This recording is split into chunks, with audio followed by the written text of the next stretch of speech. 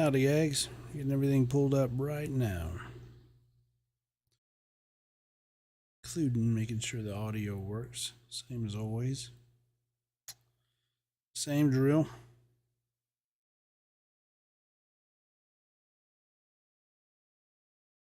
Oh, look, Dion Gallery's on live.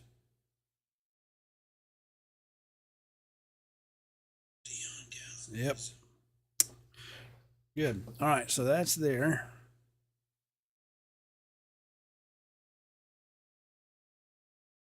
That's up.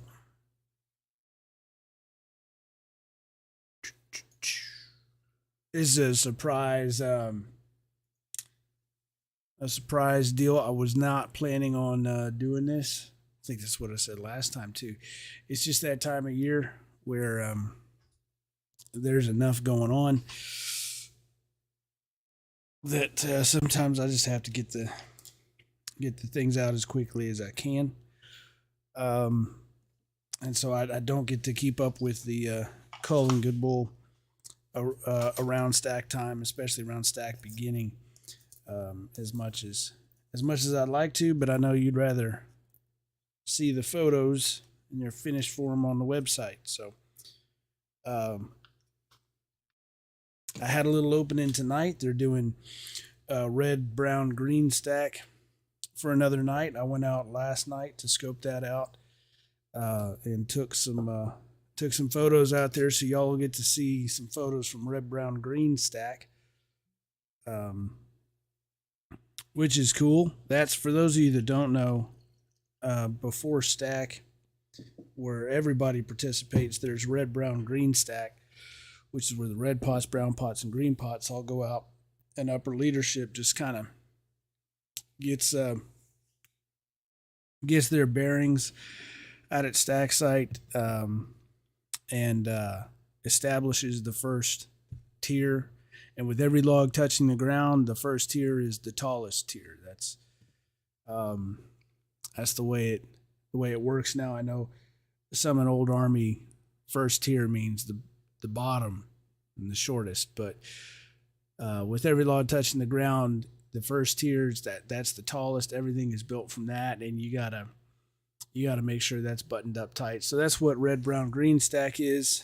And with them doing that another night, and me already having some photos from that gives me one night before it all hits the fan. Chief stack will be on Friday. The first stack will be on Saturday, and then we're rolling. And the only night that anybody's going to take off is the night of the 17th, night of the memorial, the night before going into the memorial at 2:42 on November 18th. So, yeah. So speaking of just getting the ball rolling, let's get the ball rolling with Cull and Good Bull from Dress Log Cut Bonfire 2022.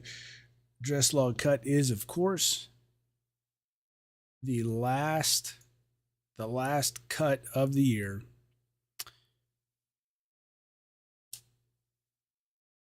The week before was the last standard regulation cut. Dress Log Cut is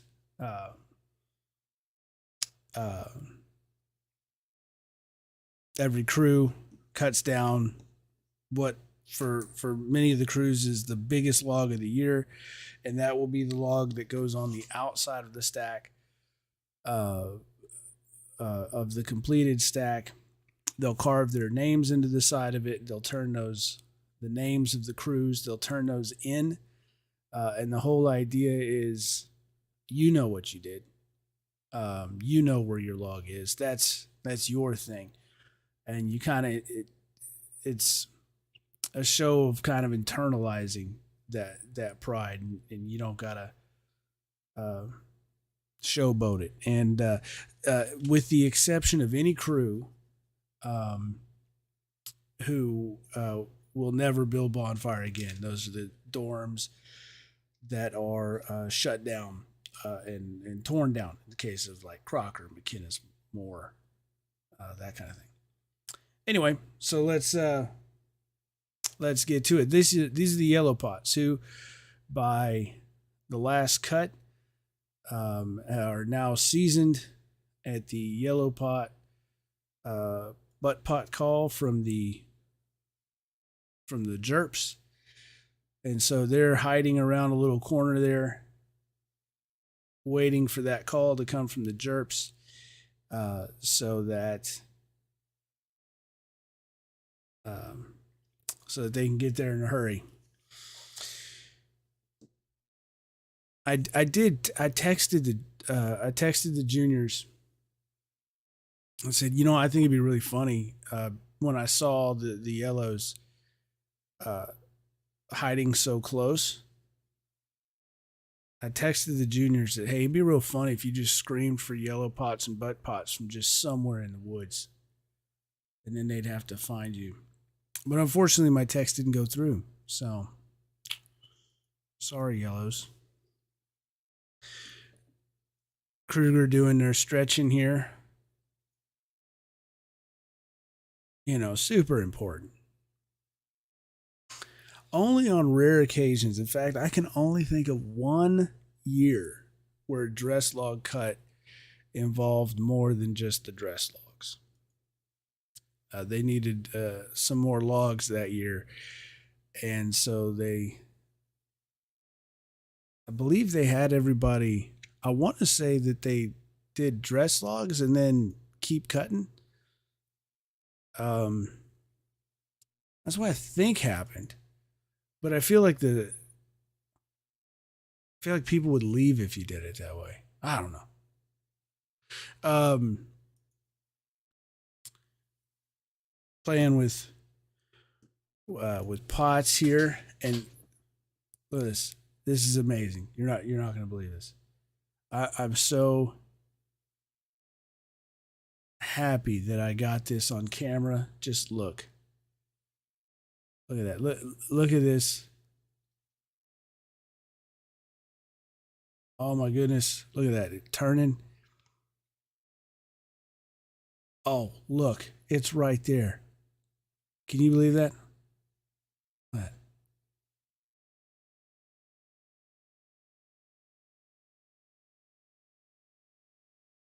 Right there. Is he going to land it? No, absolutely not. So we're keeping that one. That's great. That's great. Holy crap.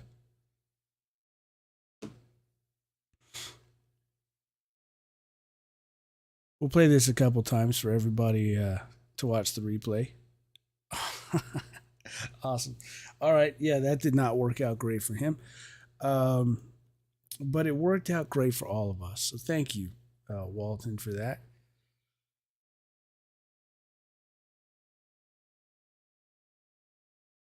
He recruited his buddies at one point to try and do it. And as you see here, it did not work there either. Browns, the morning of their last day in the woods as Browns.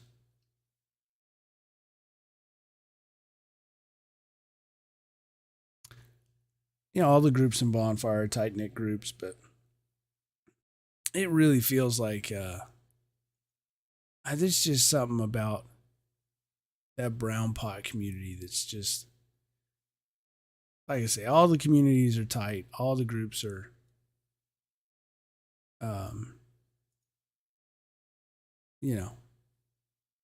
it's just great to watch those groups form. But there's something special about Browns.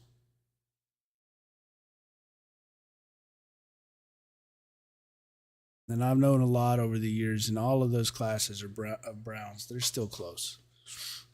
They're still very close.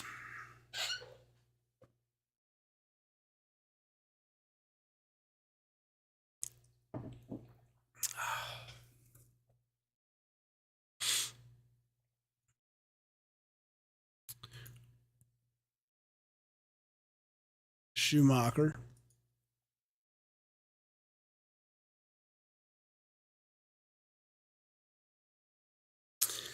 That was Leggett that we saw right before this.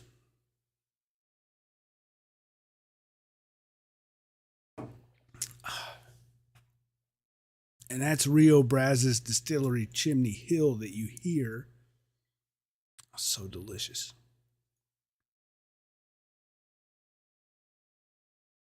You know, last year I got a people would ask me what it was they were hearing because you could hear the ice clank and everything. And usually I was drinking a whiskey sour, and I love a whiskey sour, and I haven't had any this year because this Chimney Hill is just good all by itself. So thank you to Rio Brazos for sharing your Chimney Hill with me.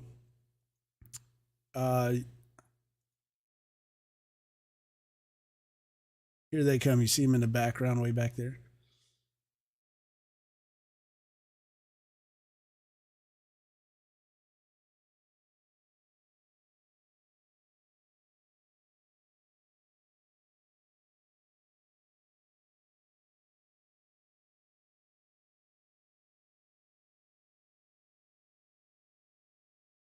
There's the Jerps coming, heading to this spot, the same spot that they've gone to for. Did they go to that same spot for 3 years now? Or did they go somewhere different? Put it in the comments if you remember. I got photos, of course, but I'm not going to go back and dig through them right now. So if you remember, be sure and put it in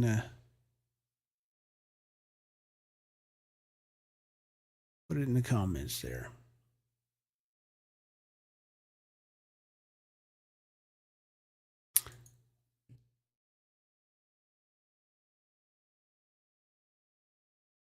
There's yellow pots and butt pots waiting.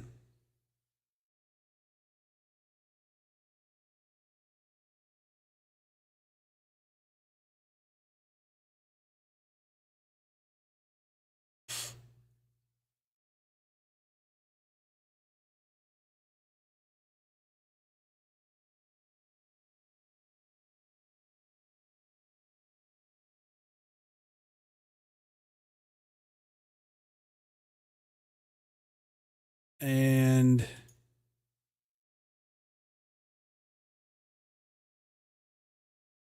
who's running?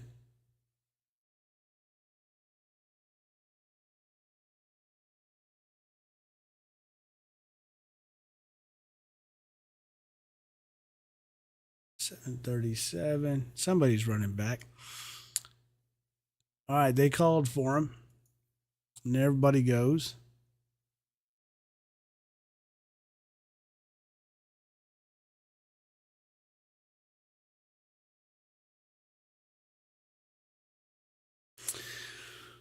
I'll tell you, I'm gonna miss these woods. I'm gonna miss these woods so much.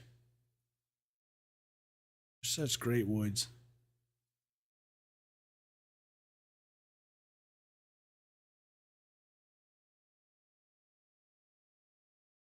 All the angles and spots.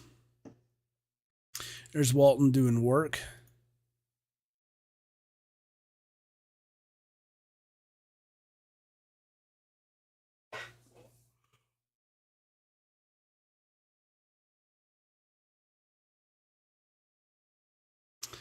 I'm gonna go back sometime and find when work started.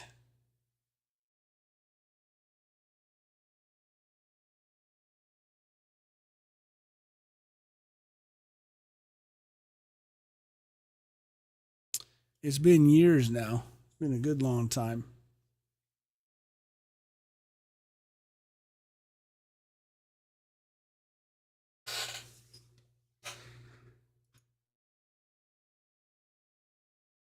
There's a couple of the senior reds.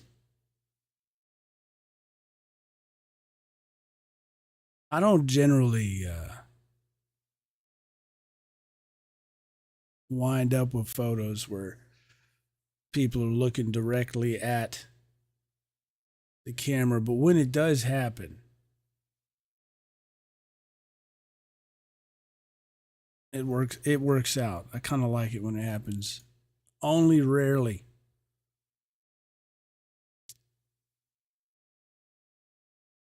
Now this I was just trying to see if I could figure out what was making that scraping noise.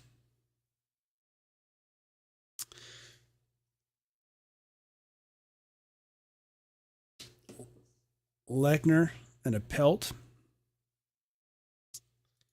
and a heart.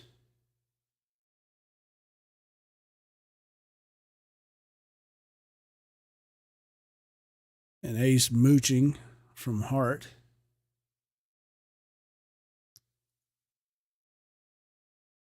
I know I said it before.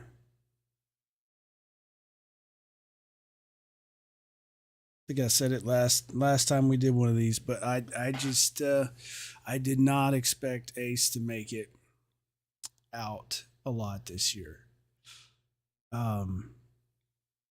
His hearing's almost gone. His vision's not great.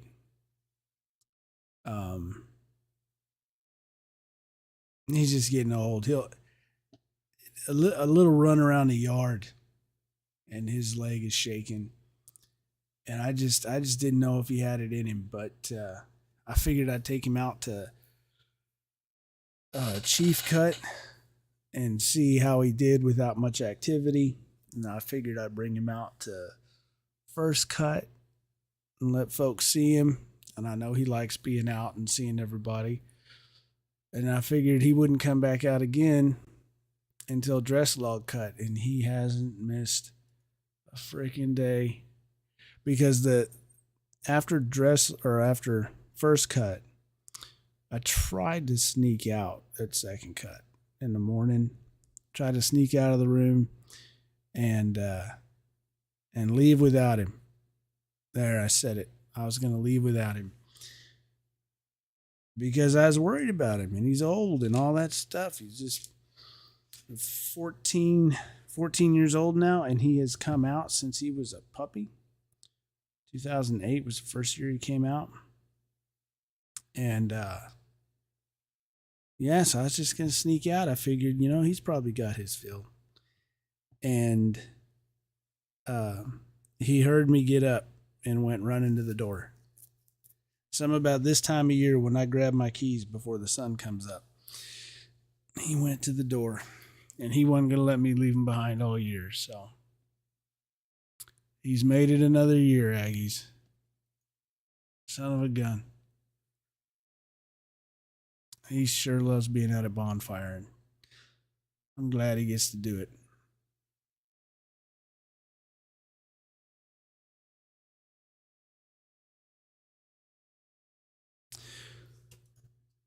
So this is a set of trees that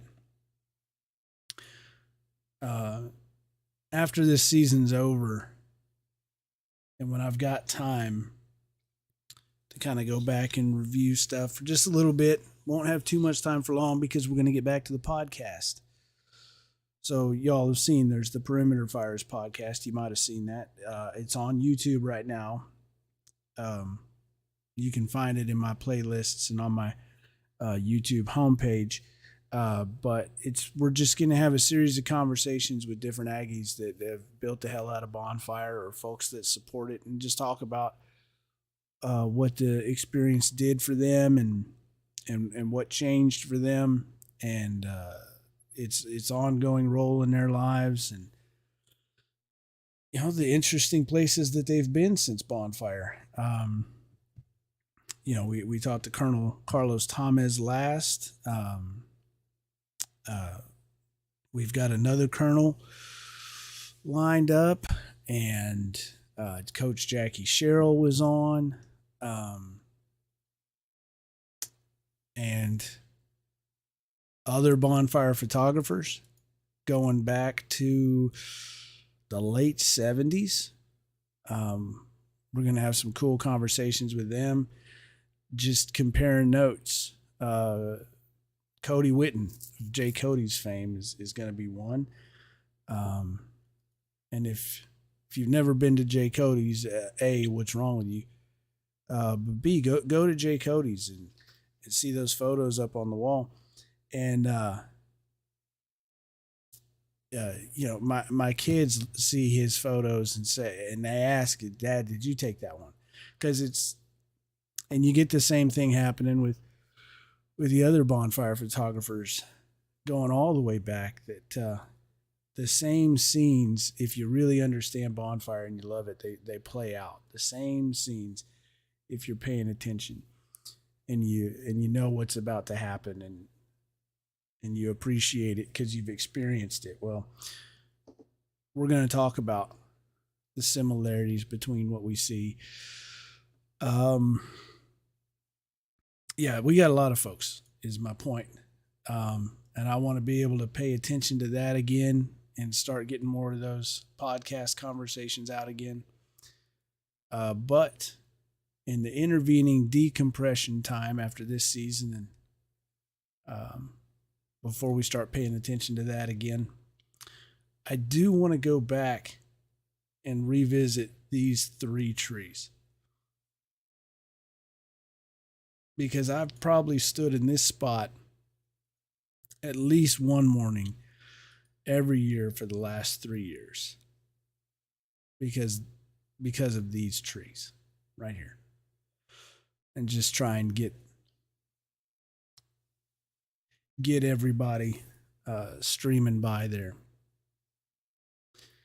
I did feel like this year I didn't get shots like I've gotten in previous years of the mass of people flooding into the woods.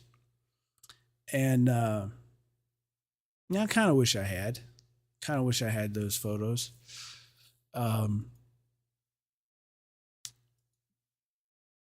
But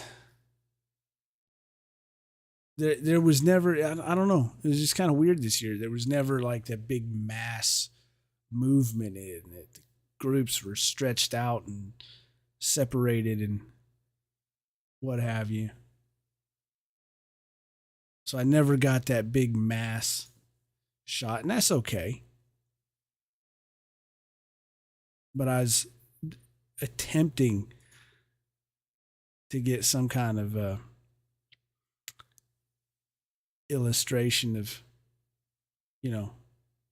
everybody being out there. This is one of the most well-attended cuts of the year.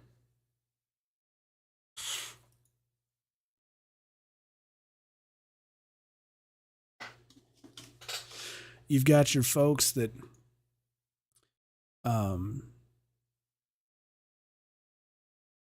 came and went throughout the year that are sure to show up for dress log. You've also got your folks that go, oh my gosh, wait a minute, it's almost over? I haven't gone out once yet.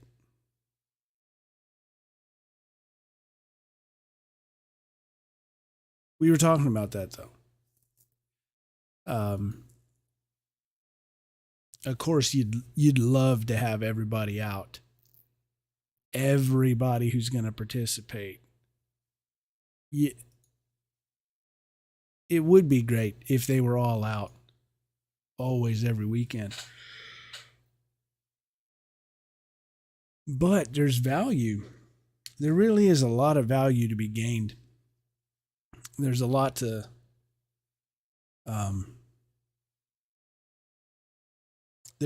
learn from the folks that don't come out every week. Because first of all, I think we can all agree, if it was something that everybody could come out every week for, and it was just easy to come out every week for, well, you'd have to wonder if it was still as hard as it's supposed to be. But some of the people who are most passionate and interested in people coming out are those people who feel like they left something on the table. The folks, and some of them get so committed after they missed too much of their first year, that they double down and say, I'm going to make up for all the time I missed. And they wind up becoming chiefs, but a little bit older, right? They prove themselves in their second year. One of the greats, you know what? I said I wasn't going to jump back, but I really have to. I got to do this. One of the great examples of that is, and I hope to have him on the podcast at some point too.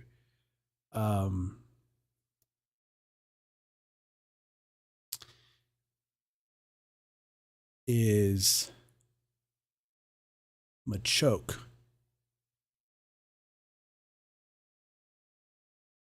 Michael Hahn.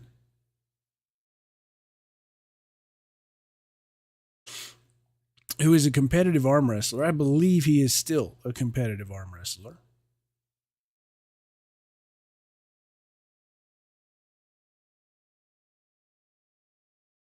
And he was also, he went out for American Ninja Warrior and stuff. This guy's, oh, he's insane. Here he is. Machoke, yellow pot for Walton in 2011. And he's one of those examples where he was on the gymnastics team at A&M. And just an absolute beast. I remember River Trip. It might have been his freshman year. He was doing bar exercises on the trees hanging over the river. Just an absolute beast. And he ended up being, look, he's got, there's his Aggie ring. So he's a senior as a yellow pot in the dorm. And I asked him, why'd you do this? You know, you're a senior. You know, you're supposed to be cruising at this point. And it was brilliant. It is completely brilliant. He said that Bonfire gave him so much, you know, even when he was doing other things and competing for the university and gymnastics. And he's also a freaking genius, you know, and excelling at all these things and focused on all these other things. You know, Bonfire and his community, his dorm, provided him so much when he felt like, you know, he could have been doing more, that when his community needed him, he said that there was nothing else I could do. I had to say yes. I had to take the job. And he was phenomenal at it.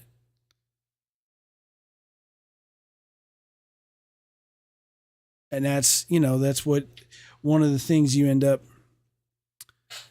seeing in some of the folks that miss that time. They're just waiting for that opportunity to do something because they realize what they've been missing. And it helps frame things for the folks that do come out all the time, because they realize how lucky they were to, for whatever circumstances, have the luxury and the privilege of being able to come out every weekend.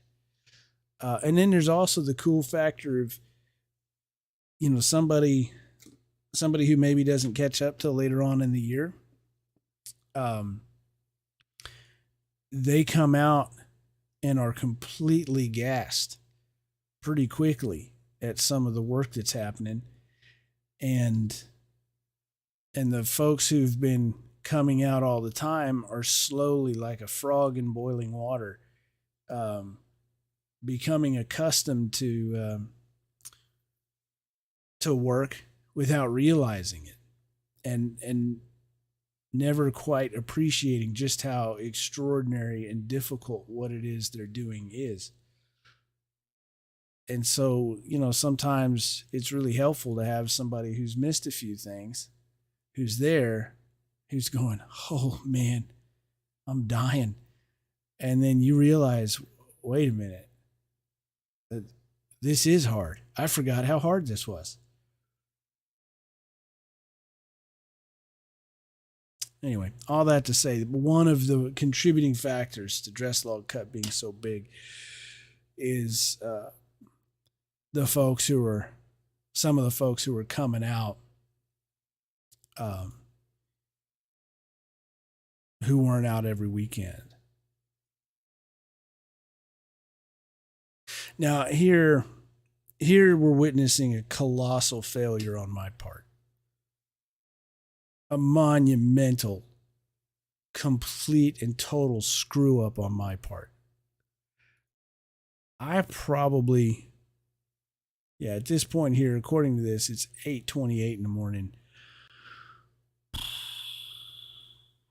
They were sending people to the woods at 7:50, 7:40 something. I spent like 30 minutes at least walking at a pretty brisk pace trying to find FHK. I felt like I felt like I could have gotten more photos of them at Family Cut. I kind of felt like, looking at the photos I'd taken throughout the season, that maybe I could catch up with FHK a little bit more. And so I was going to put the GoPro on and do a time lapse of their dress log. And my great fortune was that the sun is rising here behind the trees, coming up over the top behind their dress log. And I just knew as soon as I saw it that, man, so lucky that the dorm that I spent my entire morning looking for, or entire start of the day looking for, that they have probably the best placement for a time-lapse video camera. I was stoked beyond belief. And then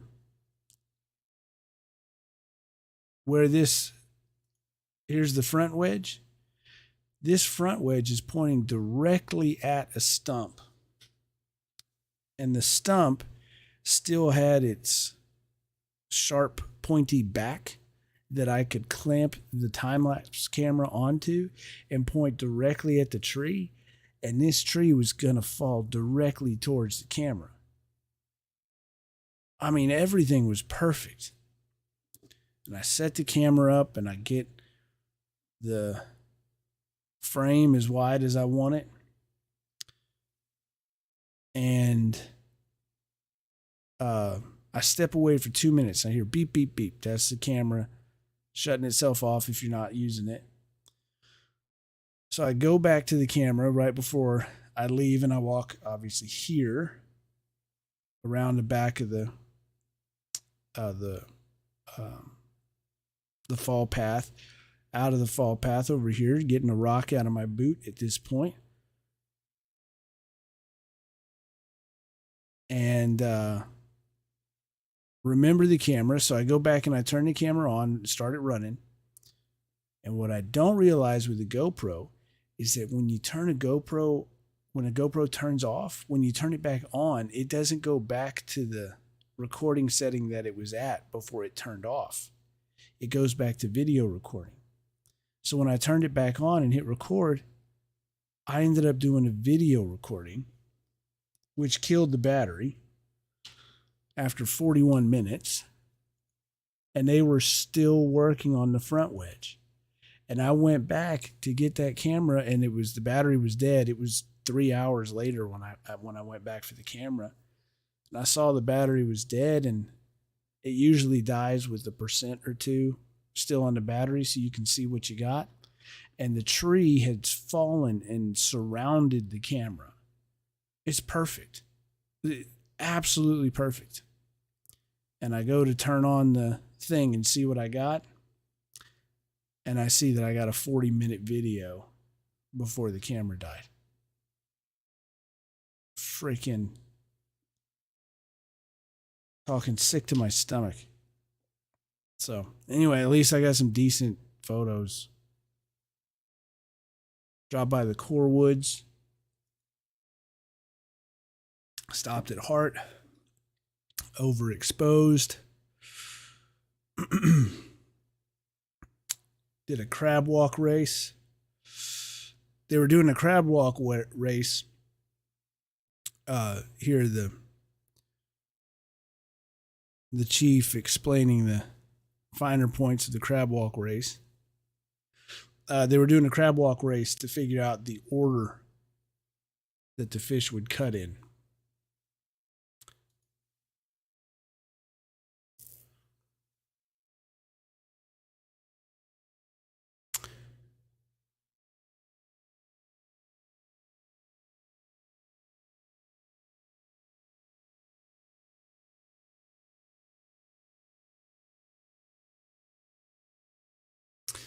Kruger here.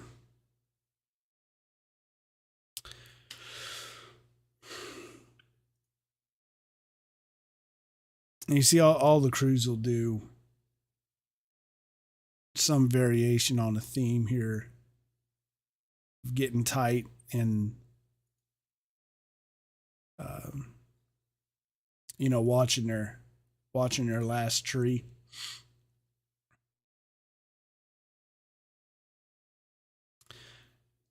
It's a cool experience. This is,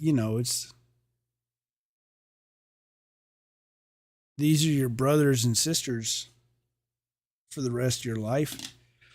And this is, y'all been through something together, and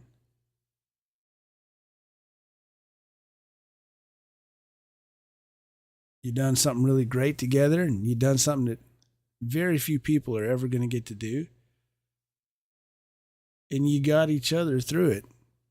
And this is, this is the last day where you're in this environment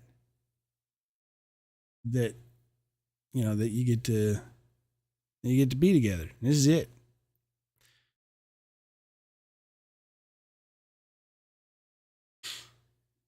Of course, there's still stack coming, but stack becomes not so much about the individual groups. Stack is where all of the groups come together and you realize what everybody's been working on.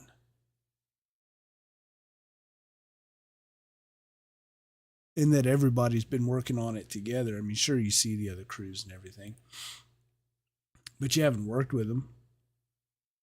And you've done a little stuff preparing stack site, digging holes and what have you. But there's just something different about beginning stack and having that time together, and in between logs, getting called in, having time to fraternize with other crews in between work. It really does become, in every generation that's built Bonfire has that same experience of stack just hits different because of that community coming together, which is great. But that does, that does mean that out here in the woods at Dress Log, that's the end of your experience as a community.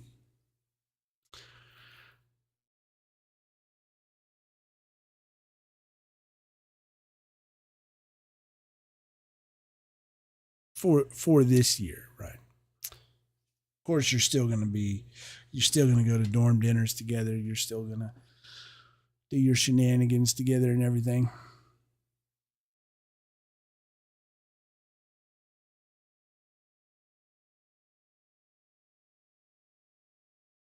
as I said, every crew's got different variations of the same theme. Chiefs getting tight, trying to catch chips. A pelt here trying to catch chips off of their buddy swinging.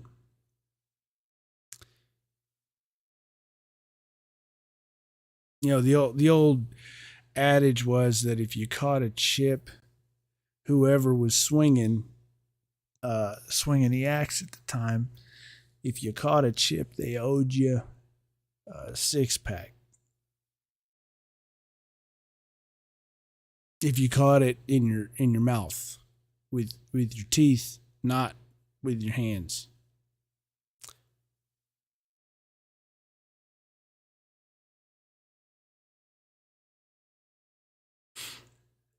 And that's old, but then there were some old Army out this year, and I'd never heard Old Army go this route, but this one individual that was out there said that he remembered hands being allowed to catch chips with. I never heard it like that.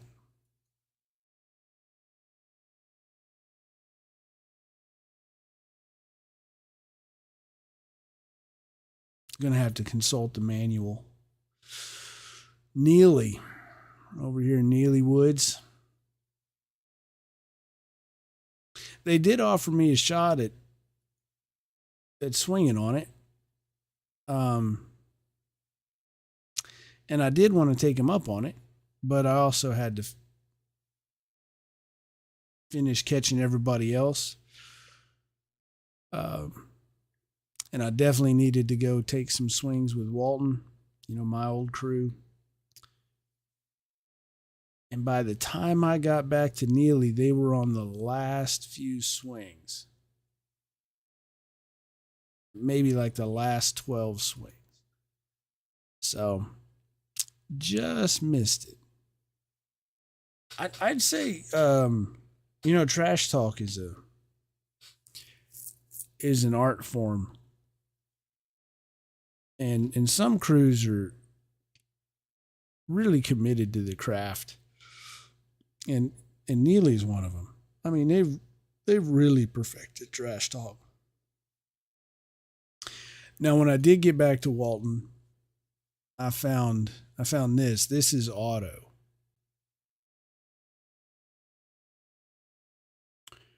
Otto is the axe.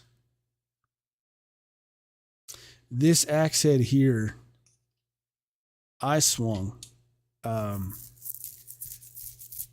as the first official Otto in the dorm. But see, this axe head was found in a old axe box in the dorm in our artifact archive.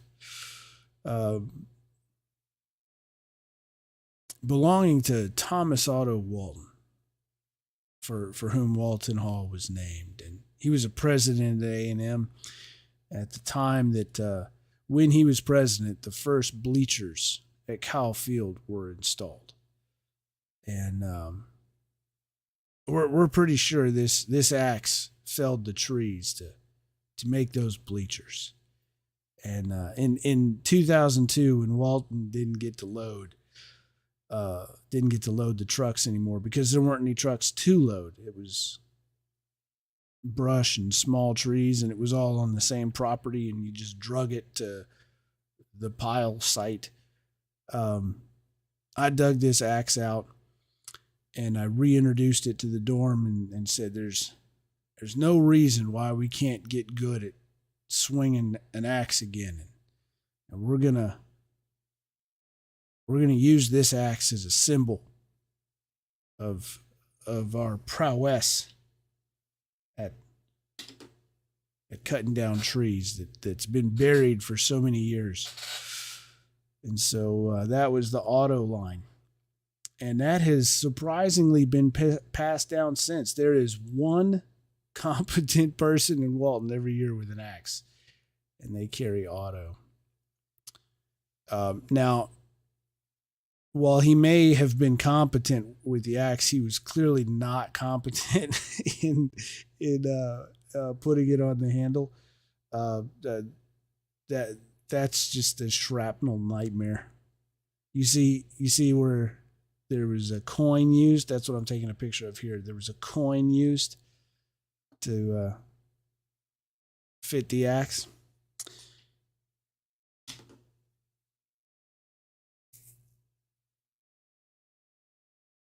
But anyway, that's fun. Auto. So I every year I hope to be able to swing it. I didn't get to this year though, because before it was my turn, it broke. But see, that's the thing that happened in 2002 when I was carrying auto. I on the last day I was swinging it and it broke, and everybody flipped out that I had broken the handle. And I told them, I said, that's the tradition, y'all. I mean, that's what you got to do. It breaks, and then you pass the axe head down. And so that's what happened ever since. Whoever was auto gets to keep the handle, and the axe head passes down. So if you've watched the podcast, the Perimeter Fires podcast, you might notice over my head behind me an axe handle, thick tape on the base hand. That is the original auto handle that I've got. That was also my my stack handle as a gray pot in 03 and 04.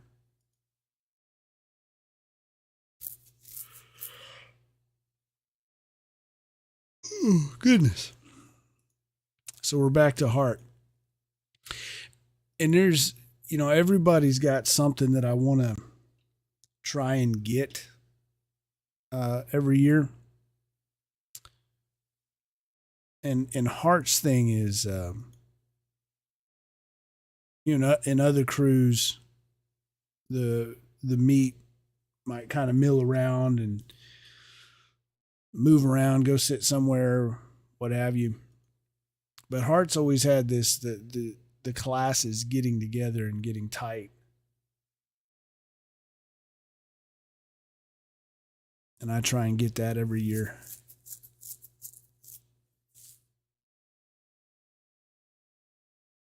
So I went through Heart.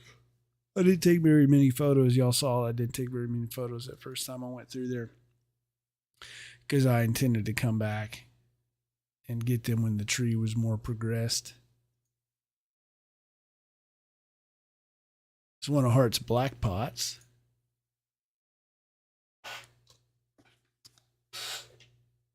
One of the junior red pots this year is a Heart black pot, or was a Heart black pot, which I think I might have said before is the first time a Heart black pot wound up as a junior red pot. He's also going to be commissioning in the United States Marine Corps.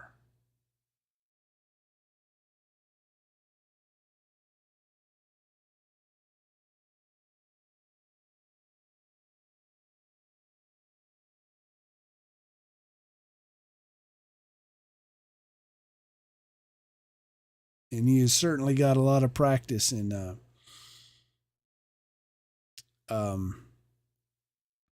long walks with intensity, walking with purpose for at one point almost 50 miles for a weekend.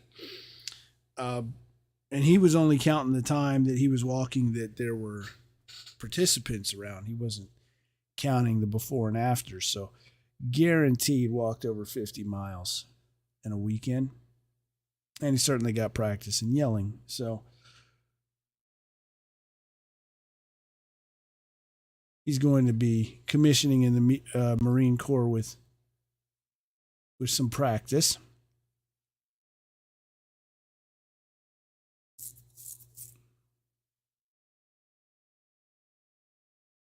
Now we're in the Core Woods, and I happened upon the Core Woods just in time. They cut down 2 logs.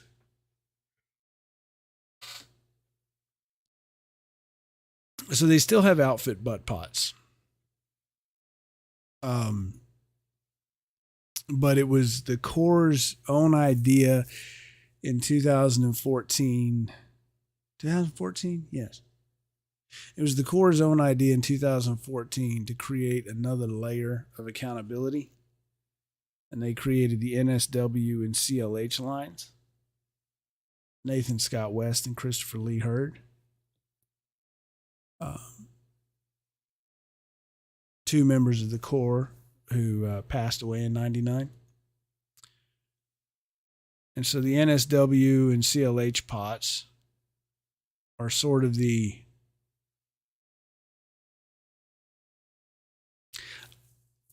I guess maybe you could say head butt pots. They're the butt pots through whom the accountability flows. Accountability, communications, etc.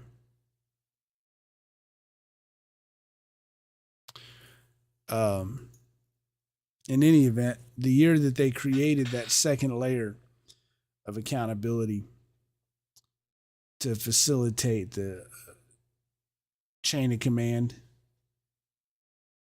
that was the first year in years that the Corps earned center pole, and it was not coincidental.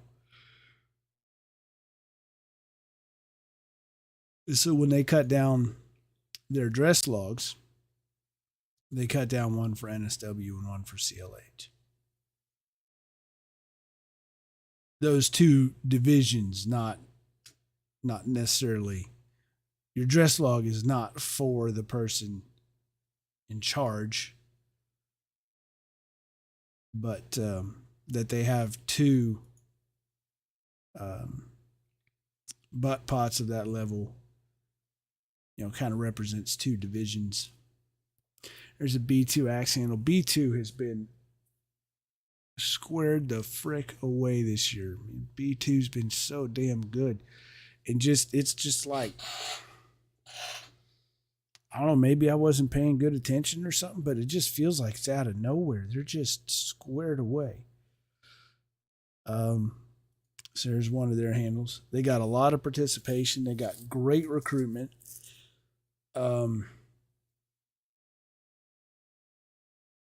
B2 has really stood out as an outfit that you could point to, and I'm just going to be honest. You can point to B2 and then look at any other outfit that's not putting out 103%, and you can point to B2 and then look at that other outfit and say, what's your excuse? They're just that damn squared away. They had no excuses. They just kept coming out. And it felt like they finished with more than what they started with. So I'm going to get to the bottom of that. I'm going to figure out what the hell they did. Proud of them. Happy for them.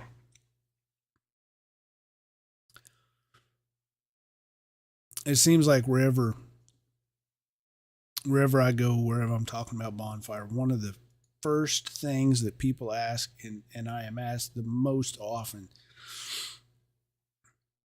is, once we start getting into specifics, how's the Corps? How's the Corps doing?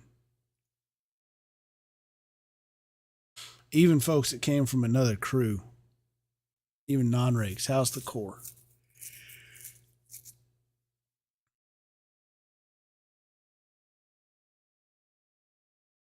So the answers in some years have been, well, they're doing the best with what they got, or they're persevering in the face of adversity, or whatever, with respect to recruitment. And damn, this year was just a year. Was it? No, they're bringing the mustard. So I had looked up, and from the core woods, I'd heard some celebrating over at FHK. And I looked down for something. And when I looked up, he was throwing his hands in the air. And I thought, well, damn it, I missed it. And I just sat there waiting, hoping that I could see it again. And I think I did.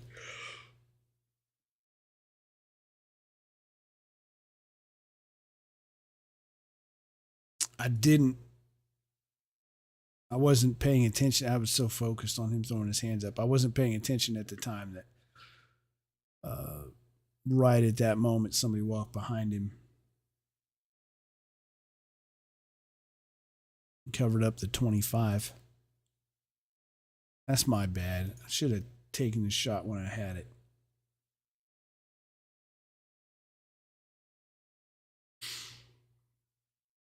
Always be prepared. I wasn't.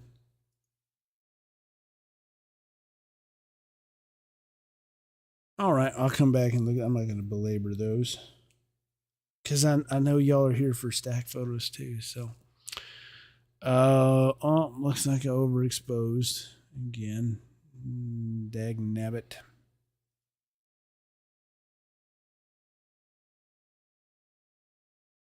Heart.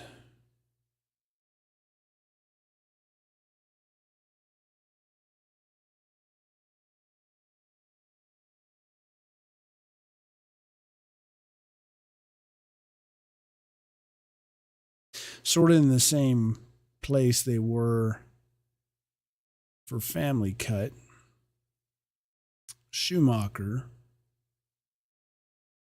Been doing more of this year.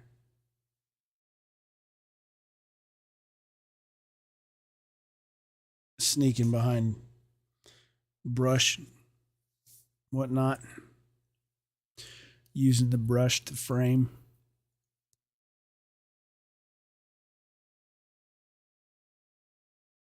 I was worried about Schumacher when the morning started. I wasn't worried about Schumacher. I was worried about what kind of photos I'd be able to take because they were wide out in the open on the east side, on the very, very east side of a bunch of trees.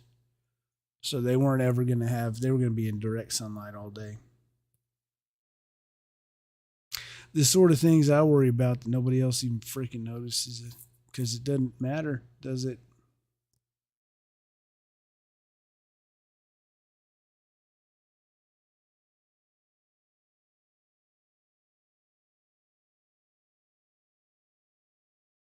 You know, Bonfire is about to work for sure, but there's stuff like this too. I haven't, really. I want to. I wish I did a better job at capturing the sort of relaxing time. I've tried to take photos of folks sitting around eating lunch and laughing and telling stories, talking shit. And I don't know, for whatever reason, I'm not really good at seeing that.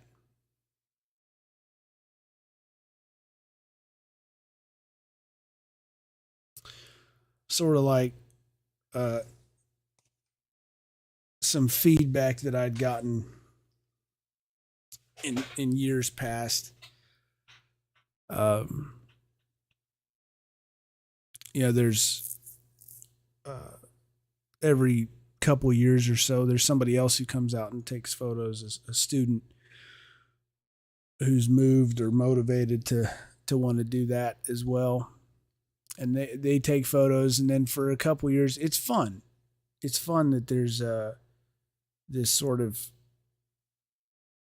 tapping in and of different students that come in. So there's different perspectives throughout over the years. And then And then there's, mine that you see every year. And then, you got the fresh student perspectives and different folks. And so one of these folks was taking photos and doing well with it. And then at a certain point, people started to realize that her photos, Madeline, her photos were very different from mine. And somebody said, they finally said, well, nobody ever smiles in your pictures. Talking to me.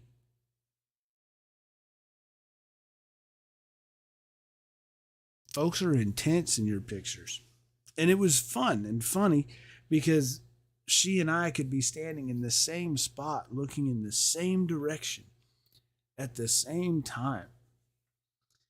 And I would generally see something different.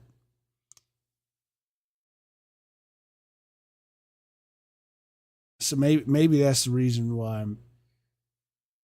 I'm so crap at taking photos of people just relaxing. I just don't. I see it and I think that looks nice, but I don't see it. You know what I mean? It's almost midnight. That's the best explanation you're going to get. Kruger. I came upon them when they got their tree, right when they got their tree down.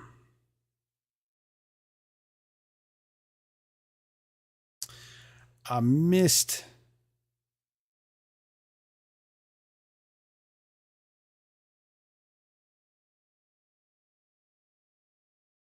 what they done. And actually, now that I'm thinking about it, I need to figure out what happened.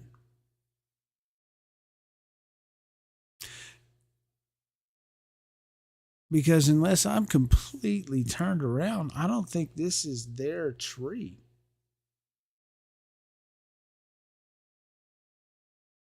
Because we saw their tree earlier. And I don't think this is, I think this was an extra tree they did. Maybe Deads or something did it. I'm just now realizing that. I've been sitting here feeling bad because I didn't get their tree, and then I did. I got them swinging on a tree in the morning, and I don't think this is the same one.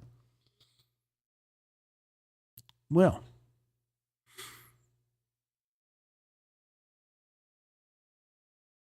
apology that I had in my head taken back. Now, there was some I was hoping to see in Kruger Woods that I didn't see. I'm sure they did it. I just didn't catch it. But they make a sort of a lodge, little cabin hut thing every year.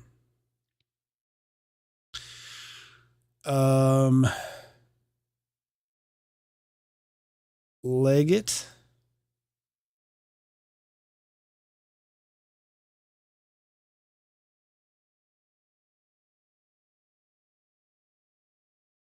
On their dress log, Leggett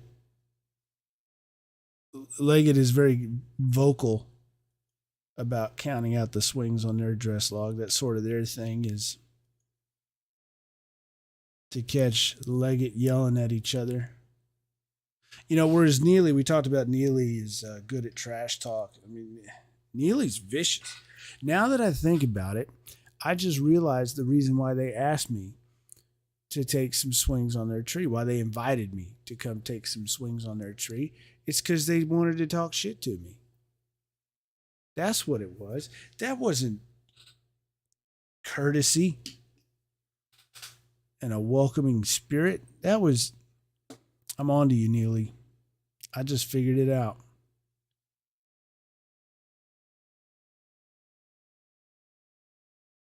That was Neely wanting to talk shit to me, because that's how they roll. Anyway, so Neely's got their way of doing things. and Leggett has got their more affirming style of in an encouraging manner, yelling, counting out the numbers as they swing. There's the chairs together.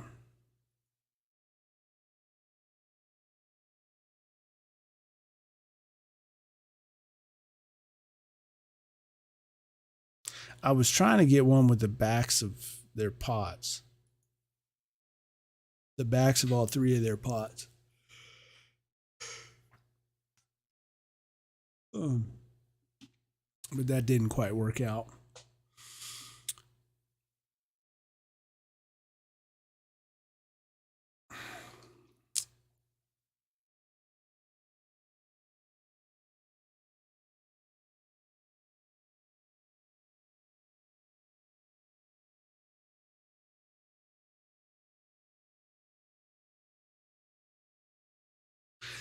And wicked underexposed.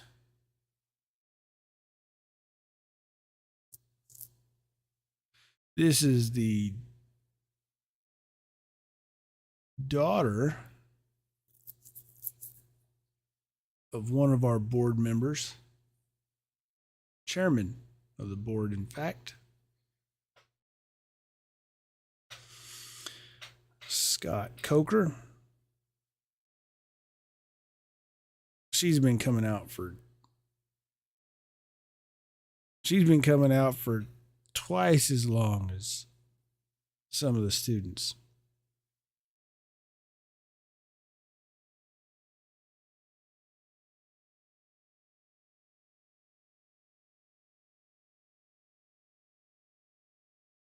OC Chiefs getting tight.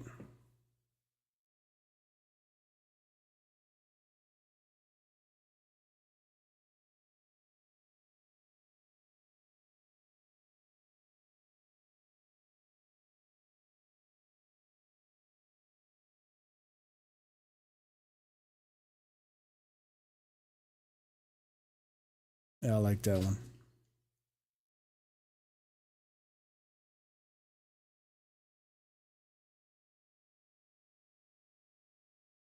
Like I say, there's that camaraderie between these groups.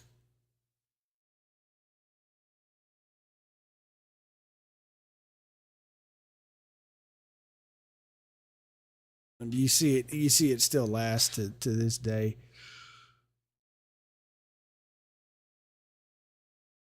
Really, it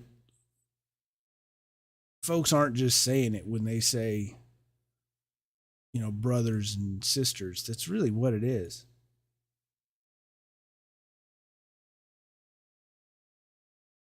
You're always going to have an experience that nobody else has.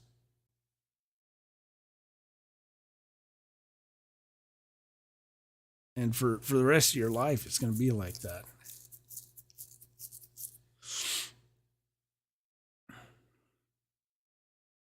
Once again, the uncanny placement of the wedge exactly where the sun is.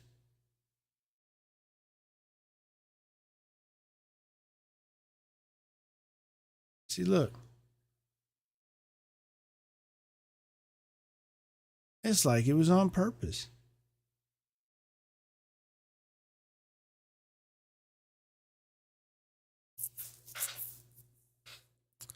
It wasn't. No, they didn't do that for me. The way you know that and nothing like that could be on purpose is how far they spread all the freaking crews out for dress log cut.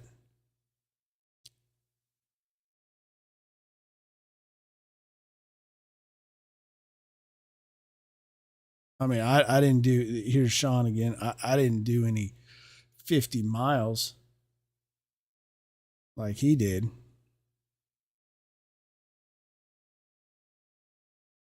So, and here's what I missed. Again, I didn't learn my lesson. He came into the woods to check on things, and somebody had their their bottle of hot sauce, and they challenged Sean to chug it before he started swinging. And so he did.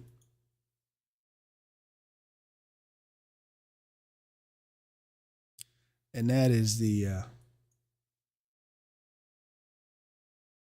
that's hot sauce. Yeah.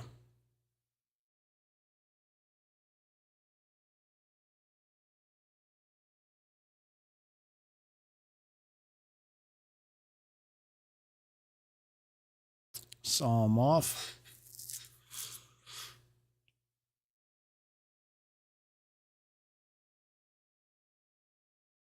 Back at Neely. I saw some old Neely for the first time in, gosh, 10 years in person.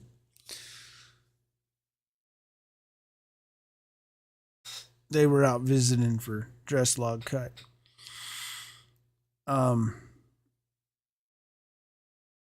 so it was nice to see them. Didn't get to chat too much, but it was nice to see them.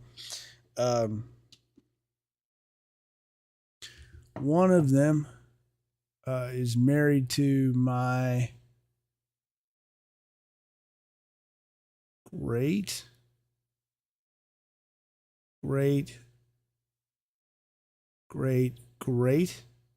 grandson.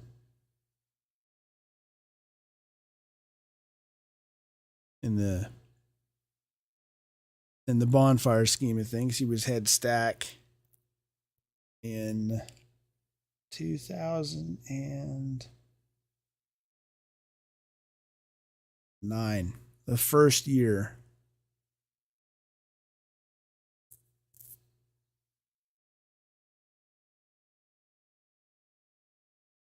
The first year on this on the site that we've been on up until this year, the site we're moving off of now.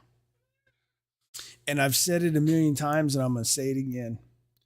I'm going to say it probably a few more times. Everybody's happy for the landowners on the property that we've been on for so long. Everybody's happy for them.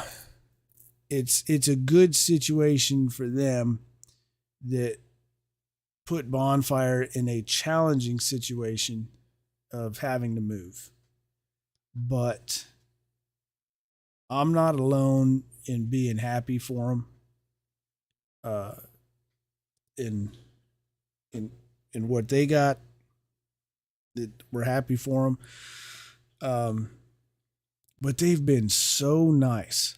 The previous landowners, previous hosts, they've been so nice and understanding throughout this move process. So I want that for the record. They've been great. Now, I had somebody hold my camera while I took a few swings. I took a new Army class set of swings, which was hard for me to do.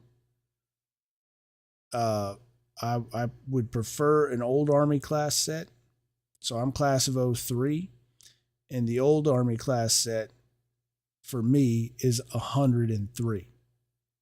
But I did a new Army class set because, as you can tell, tree's getting fairly close to going. It already had a lot of weight pulling down on it. And so if I'd have done a old Army class set, there's a risk that I might have killed the tree. Possibly. So I did a new Army one, and I handed my camera to somebody, and I did not.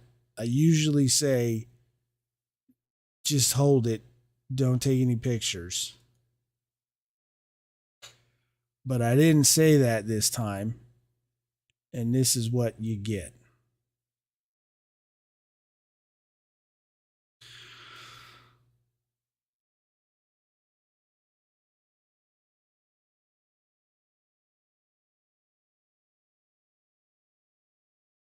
Yep. That's me.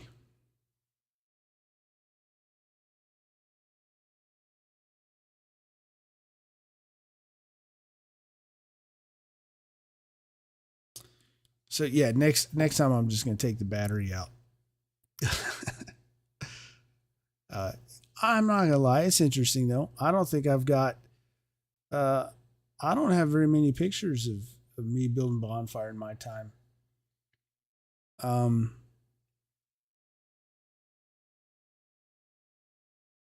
there's one picture I think that was in the Chronicle or something that I got. I've only got a small version. There was one in Texas Monthly. Uh, they came out. They were doing an article in '03, and I know this is going to surprise you. You're going to be so surprised at this, but while everybody had their approaches, my approach was always verbal, and I was I was pretty confident in what I could do with my words. That was something I had in my toolkit, and I certainly did a lot of yelling. Um, that is for some people what they remember the most. In fact, was the yelling, and so Texas Monthly comes out, and that day, like first thing in the morning, I just completely lost my voice. All I had was a whisper, and so I couldn't talk that day, and we had a log that was really big, and and I mean really frighteningly big, and we had to. It had fallen down a culvert, and so it had to be picked up, and it would have been hard to pick up anyway, but it had to be picked up on the side of a culvert and then swamped up the culvert um, to flat ground, and it was kind of it was scary, and the crews are usually in charge of their logs and what have you, but given the circumstances, um, I took over that log, but without a voice. And so I did all of I mean, I made all the movements and whatever, like I'm yelling at people, but I was just whispering with incredible intensity. And so Texas Monthly ended up with this photo of me, uh, what looks like yelling. In the photo, it looked like I was yelling, but I was just whispering, if I'm remembering the photo correctly. I know he was there taking the photo. I think that's the one that ended up getting published. But time changes your memories a little bit. I know he put the camera right up in my face. And I thought, well, this must look really cool if only people saw how ridiculous it actually is. I'm whispering at people. All of which to say, I don't get my picture taken very much, and I'm fine with that. That's the reason why I take pictures, in part, because if you're taking pictures, you're not getting your picture taken.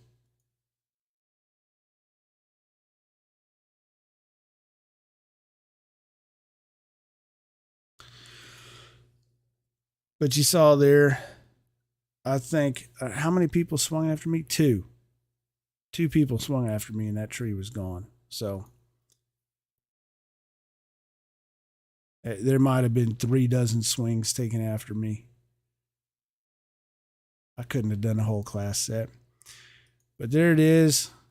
Everybody's celebrating as much as a dorm that doesn't cut down trees will celebrate.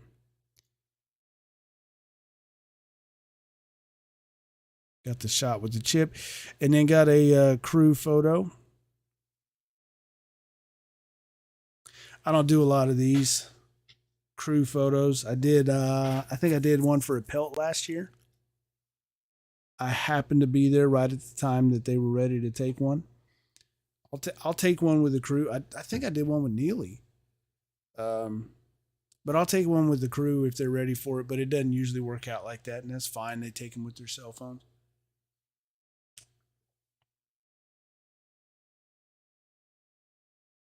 But if I'm there, I'll take them. So there's a Walton crew photo.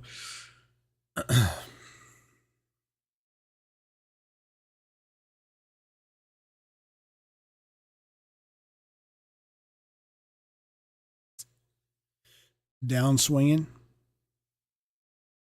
And so what we're about to get into, I jump back over to Neely. This is me going back to Neely to take him up on their offer to swing some. Again, not realizing at the time that the theory that I just now came up with, that I'm now convinced of, that they really just wanted me to swing so they could talk shit for a while. But I went over to take him up on the offer. We see the yellow pot getting in the screaming game. And when I walked up, the person who was swinging on it was who killed it.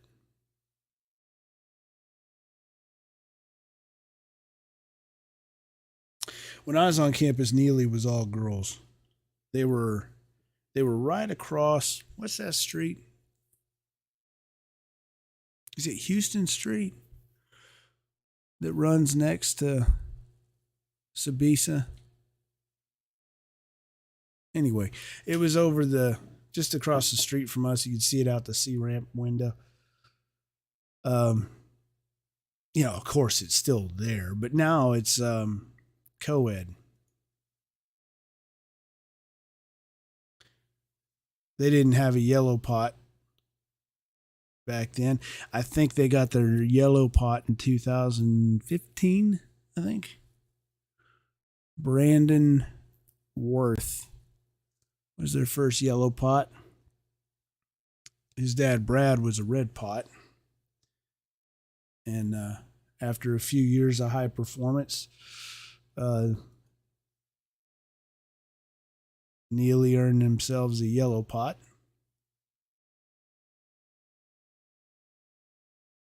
Hop back over to a pelt again. And actually didn't have to hop very far because they were not at their woods anymore. They were at load site. And they were doing this other thing that people look forward to dress log cut for, which is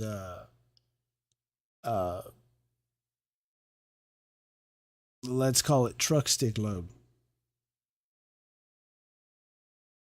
Rhymes with truck stick load. And we'll have a look at what that means and what that looks like. FHK coming back from their woods carrying a cookie. I have not yet told them that all of our efforts in setting up that time lapse were completely wasted.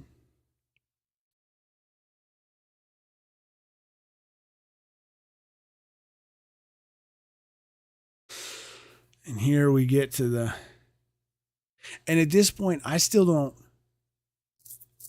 haven't told them that their efforts were wasted because I didn't know they were wasted yet. Here I am taking pictures of, look at this, perfection.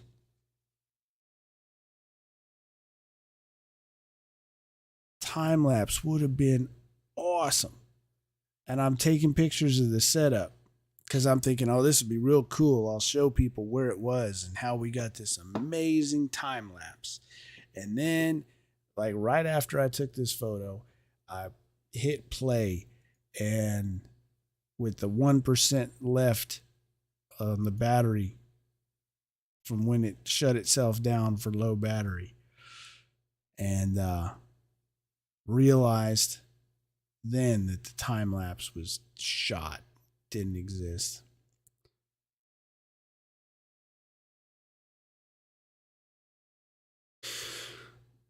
So Black Pots had to tell a story for Hart. Picture: another warm day. There has not been a start to finish cool day for the entire year.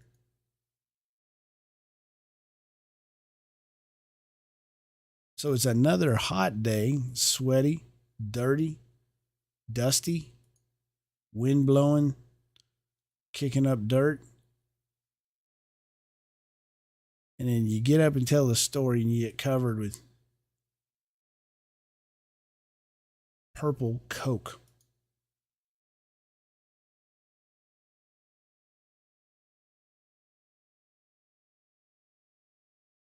Oh, I didn't see. Look at this. I didn't see this. Oh, yeah.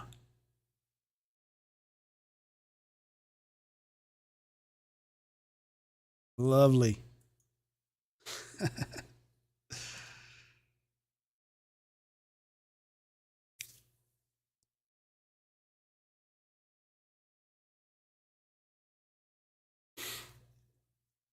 FHK does something similar.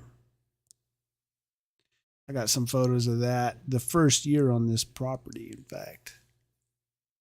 Was it this property? No, it wasn't this one. It was the year before that. This is the last time I got FHK doing their thing.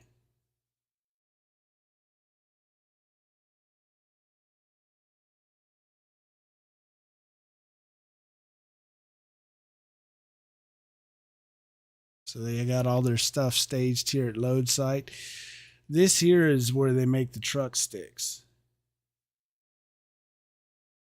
So this is an accumulation of 2 years of truck sticks. They've been on this site for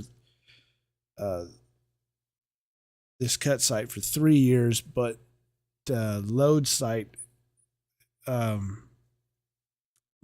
was different the first year. So this is 2 years of shavings from making truck sticks. Those sticks that go in the side of the truck to keep the logs on for transport.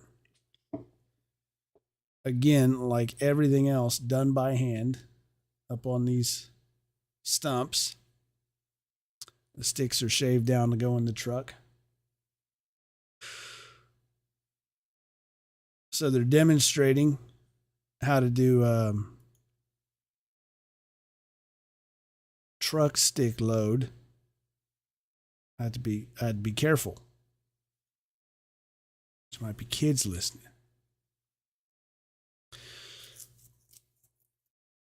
So this is an important exercise. Like a lot of things at Bonfire, there's misconceptions surrounding it. There was a time for a couple years where this wasn't done on purpose.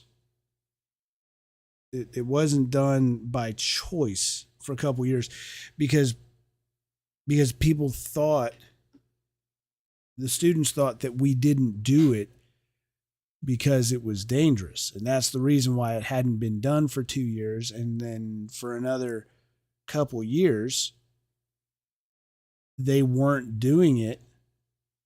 And then, I asked, why aren't you doing, and I wasn't the only one that asked, by the way, but why aren't you doing the truck stick load? And they said, well, we stopped doing that because it was dangerous. And really what had happened was there was 2 years in a row that the weather came at like the worst possible time. And you've got these huge, bigger than most logs that are the dress logs. And they were left in the woods. And then a bunch of rain came and the logs got stuck in the woods.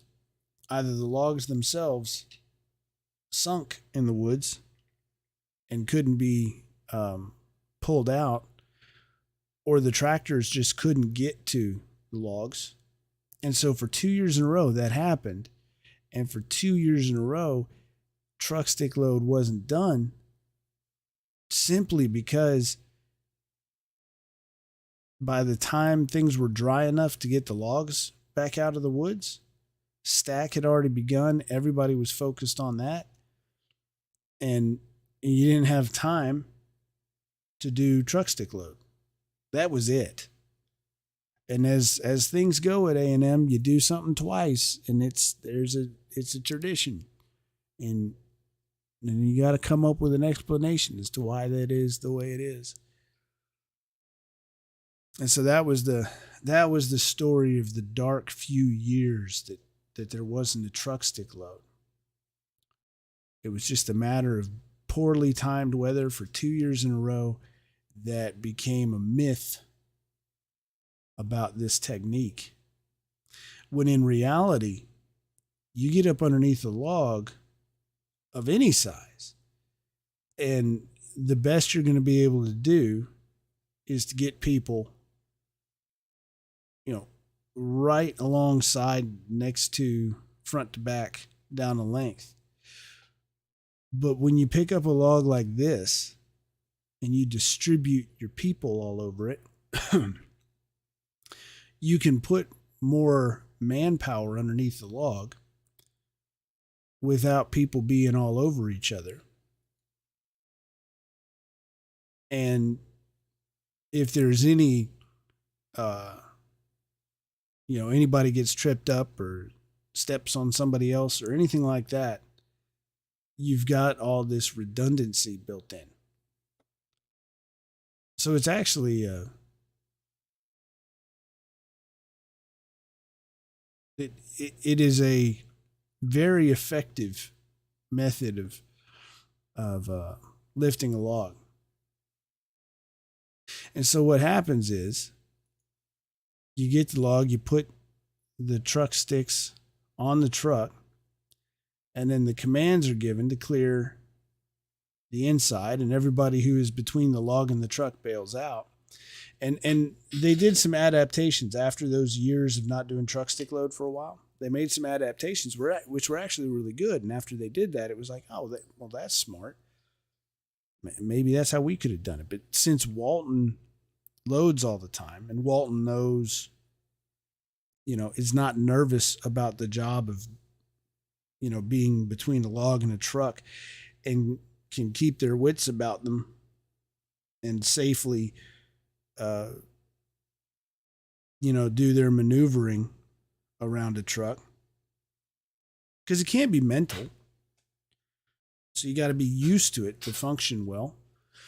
Walton is who goes between the log and the truck. And then the crew that cut the dorm log are the ones that lift up. And here Walton bails out on the inside and runs around to the back to help lift the truck sticks. And then as soon as the people are cleared out, the command is given to clear the Yopon, and this little Yopon branch was wedged underneath the log to keep it from rolling. And there's one on the other side of the log. And so you lift up, clear the Yopon, and then the log comes rolling down onto the truck.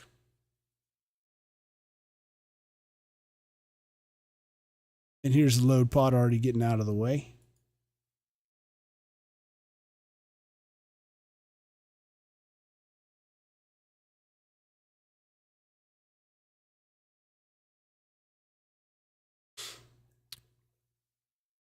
I love a truck stick load. Truck stick load is like night load.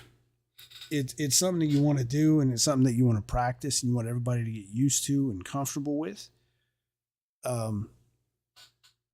Because, it's not a necessity all the time to load the logs like this. But, most of the time that you do a night load, it's not a necessity either. You just want people to know how it's done, and you want there to always be experience in the organization in that process, so that if it ever does become a necessity, that it's not a foreign process to people.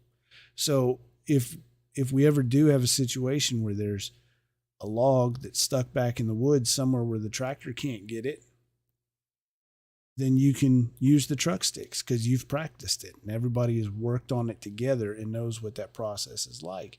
That's how they were able to move logs as big as buses in the past, is with the truck sticks, with the rhymes with truck sticks.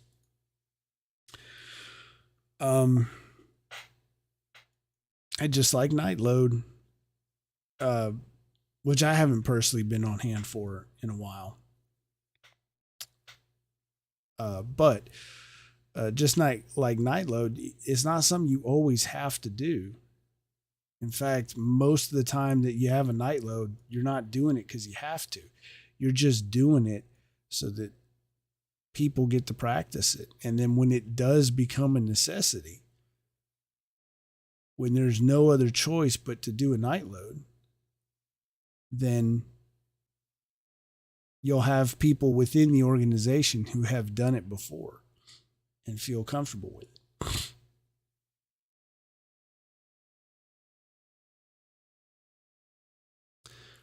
And so each of the crews are coming in, doing their logs. Lechner's doing theirs. And again, there's variations on themes where, like, Lechner has a drill with their dorm log that only the fish can move it.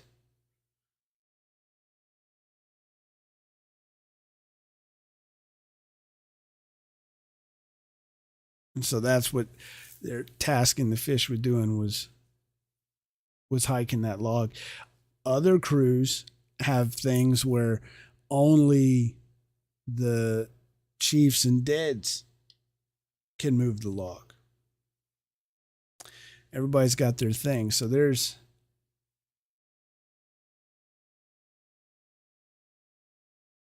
Nerds 26.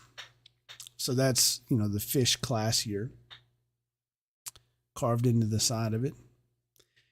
And I went over here to get this. There it is. Went to the other side because they had carved theirs so clearly. I figured I could get it going up like that. And it looks like I did, so I'm happy about that.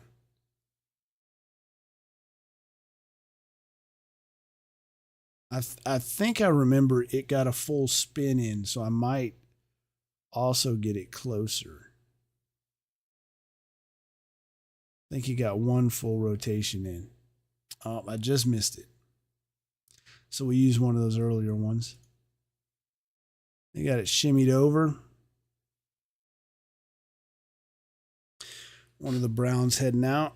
Schumacher coming in the background, behind the tractor.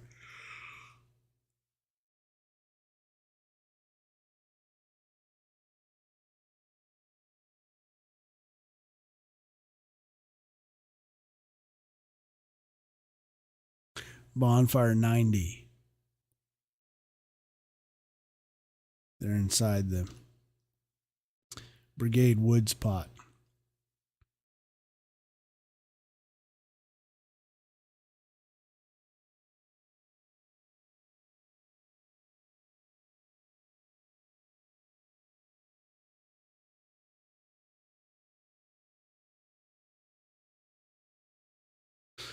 So there were 13, I think, 13 in total dress logs. And we're getting on towards the end of my day for dress log cut. But we're also getting on towards, you saw one of the photos. It was the preview photo for this stream.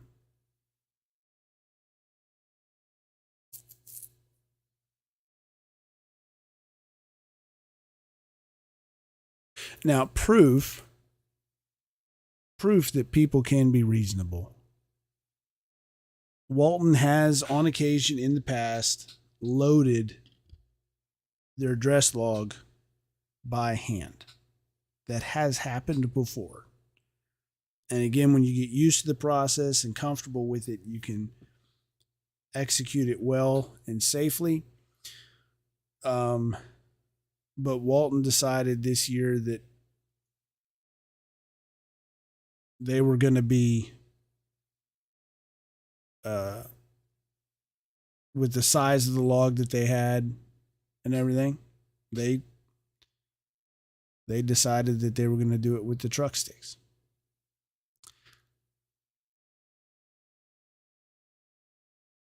So, proof, students may be crazy, but they're not that crazy.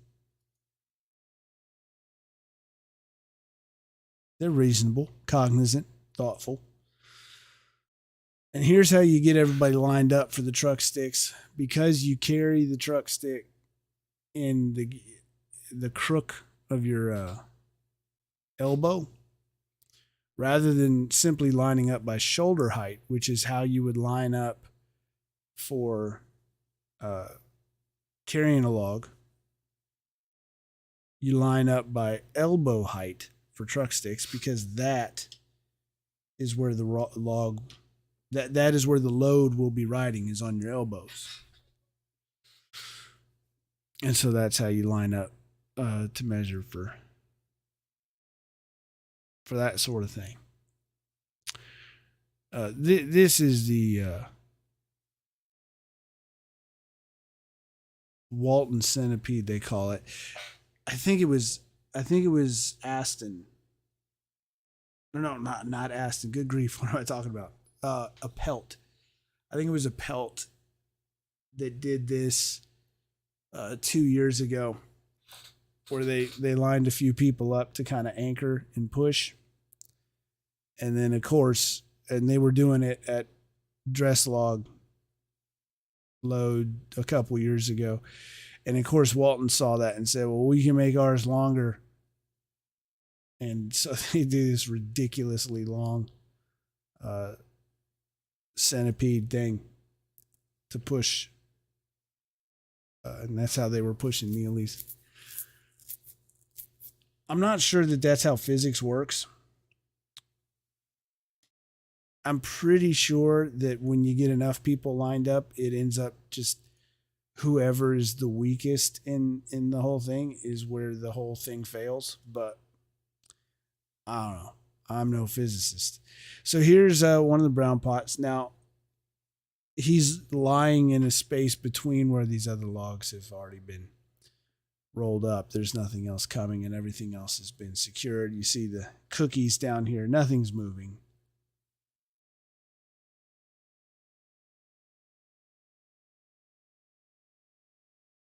Everything's secured. He's just grabbing a little rest. And trimming up the dress log here before it goes up. Was this one before it went up? I think this one was before it went up. The load pot got off the truck. That is a no-no, even at dress log load. So the fish had to go hunt him down and bring him back to the truck.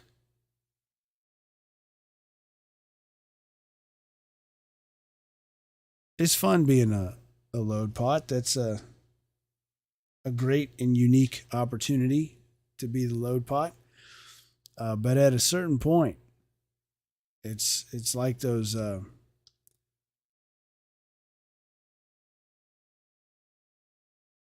what is it, like that pirate theme or whatever.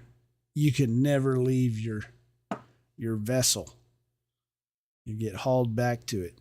No hiding in the shade. No grabbing a cold water. Every time you leave, somebody's going to hunt you down and they're going to bring you back. So this is the one.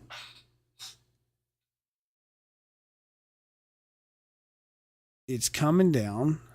I believe this was Kruger's. And you see your truck pot jerk. and he knows what's coming. Now, when the other logs were coming, he had room to kind of step to the side and maybe try and catch the log and slow it down from the side. There's the load pot moving in to get behind it. So he's sitting there waiting, and it comes on, and as it's passing him, he's going to get behind it. And it's coming at the junior truck, and he can't come this way. So I've seen a few approaches over the years. There's, of course, there's a going around it. If you don't have going around it, what you see a lot of is bailing out on the other side, just hopping off the back.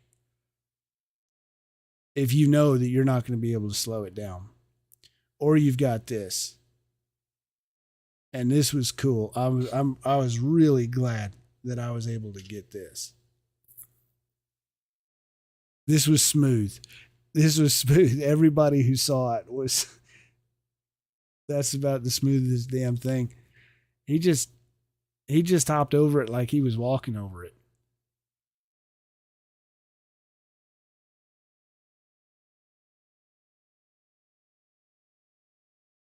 And the senior truck pot, it took a couple seconds after the thing got settled down. I heard the senior truck pot say, "That's my boy." That's my boy. That's my son. Boom. That was smooth. I give it up. That was smooth.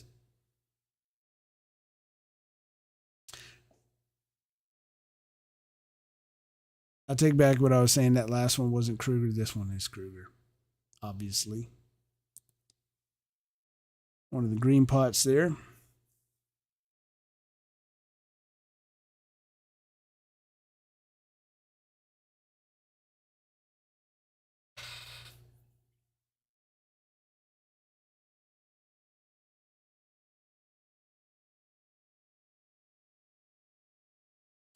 Now this year, the Walton chief responsible for clearing the Yopon, I like his strategy, running with it, which I think is a strategy I appreciated more than the strategy of, I'm pretty sure when he was a chief, the current head stack, I'm pretty sure, is the one that would just throw it. He just grab it and throw it. And I didn't know that was going to be his strategy beforehand. And like I said, I'm pretty sure it was the chief that is now the head stack red pot. But whoever it was, I'm just standing there, not aware of his intentions to just take that thing and chuck it.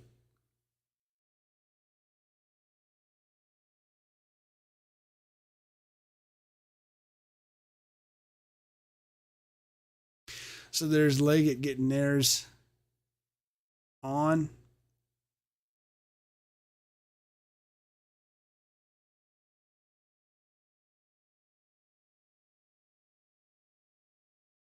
Leggett got them a big dress log this year.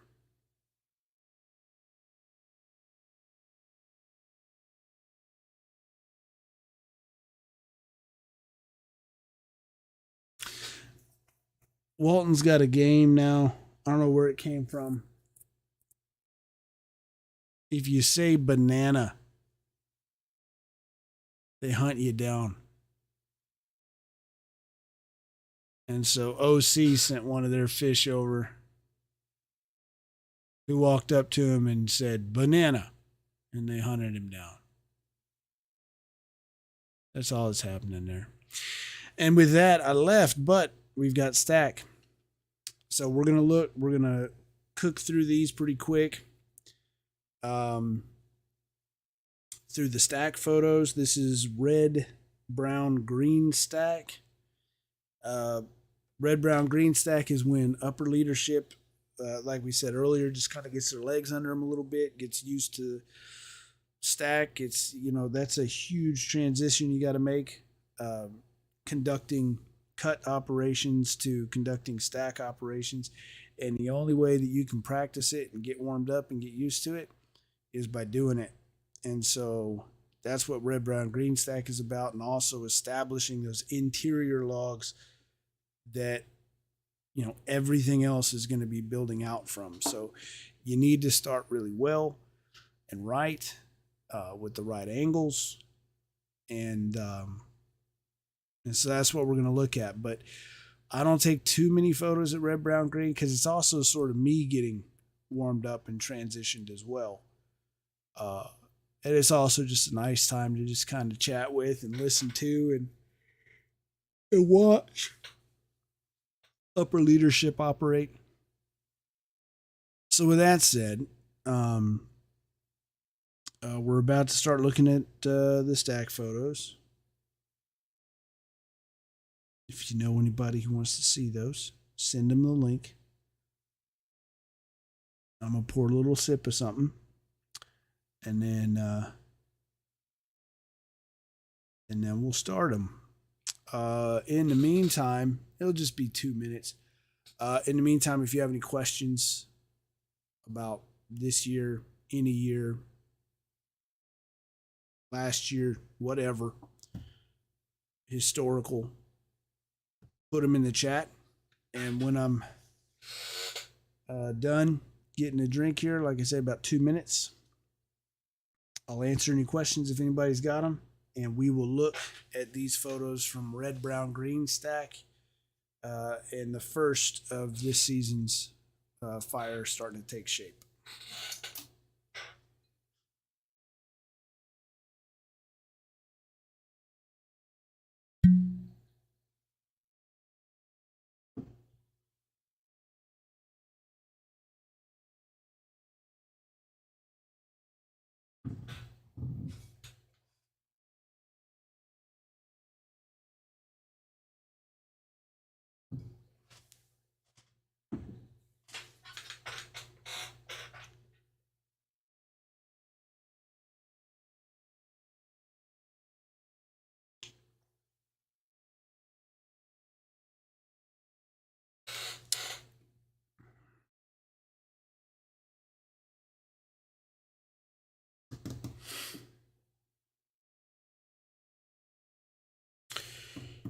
All right.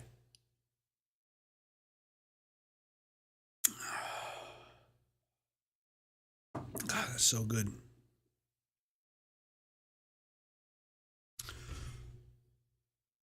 Rio Brazos Chimney Hill, you'll find it at Specs. Delicious. Local. As a bourbon fan and a fan of the great state of Texas, the greatest country in America,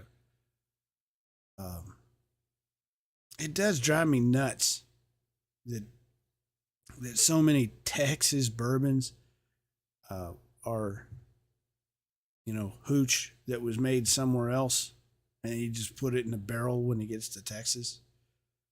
And Rio Brazos does it right. They make it in Texas, from Texas hooch, start to finish. Good stuff. Check them out. Good folks, too. All right. Let's roll. Stack. There she is. This wasn't actually even the first red, brown, green stack. They had a short red, brown, green stack the night before, a warm up to a warm up.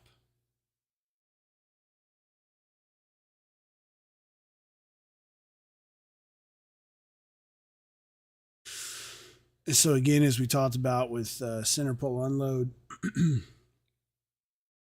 the the lines and the light and the everything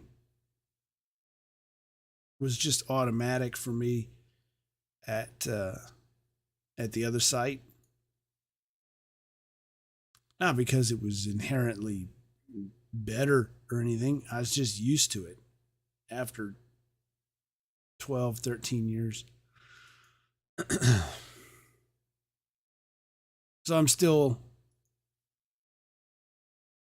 figuring stuff out.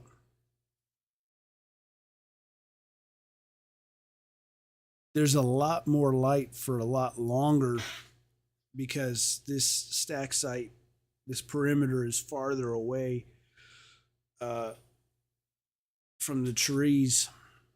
And so I feel like the trees that are at the sunset just feel smaller. The shadows that aren't, you don't get the long shadows while it's still light.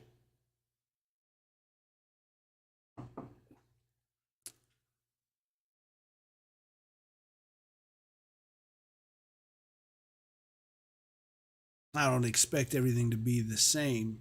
I just got to figure out how it's different.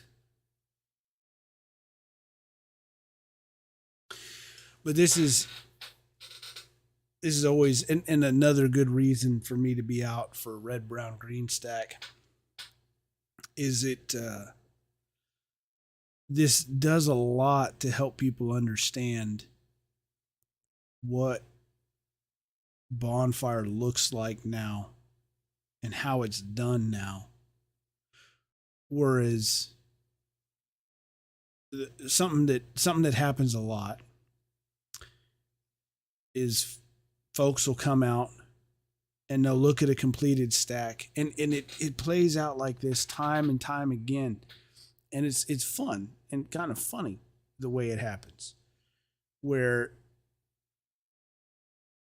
people will come out, people who built bonfire before, and they'll go, "Oh, look at that. That's neat. Look at that." Because what they see is that wedding cake profile. And each of the tiers of the wedding cake is about 5 foot. The top, at the tallest, that's a 7 foot, so 32 down to 25, 20, 15, 10. And so if you built bonfire before and you look at that, you're thinking, from what you know, well, those are just 5 foot layers stacked on top of each other. Those are just teeny little itty bitty 5 foot logs stacked on top of each other. And so to explain to somebody, especially after they've said something like, "Well, that's adorable. Look at that." And say, "Yeah, well, every one of those logs touches the ground."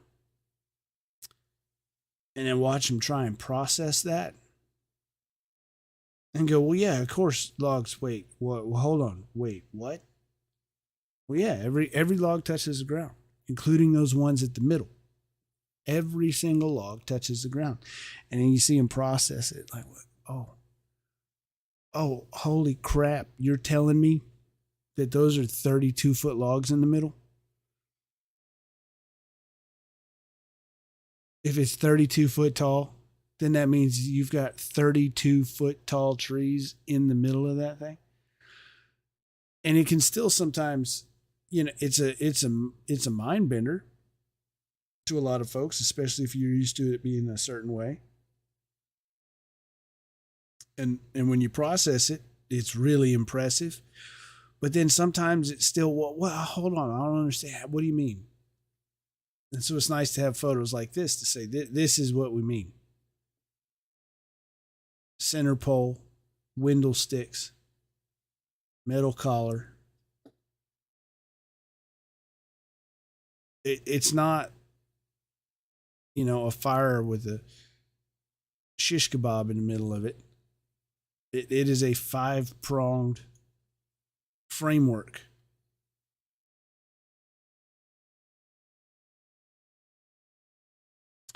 This is as close as you're going to get to seeing the inside of Hodel.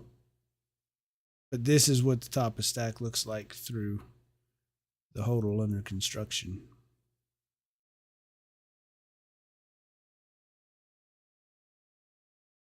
Hotel for Aggies of a certain generation. I don't know at what point hotel became Hodel, but it's spelled the same way. I remember talking to an ag class of 83. Yeah, class of 83. No, 82. Anyway, we were talking, and he was out at Stack, and I said, "Why you want to go? You want to go hit hotel?" And he said, "What?" Or I said, "You want to go hit Hodel?" And he said, "What are you talking? What? What did you? What's the word you just said?" And I said, "Hodel. You want to go over to Hodel?" He goes, "What the flip is Hodel?" I was like, "You know, it's the house that you live in." And he went, "Hotel?" Like I was the idiot. But apparently at one point that's what it was hotel, and then it switched. Maybe somebody mispronounced it and somebody thought that was funny and they repeated that joke the next year, and then the year after that, well, that's what Lawrence Sullivan Ross used to call it.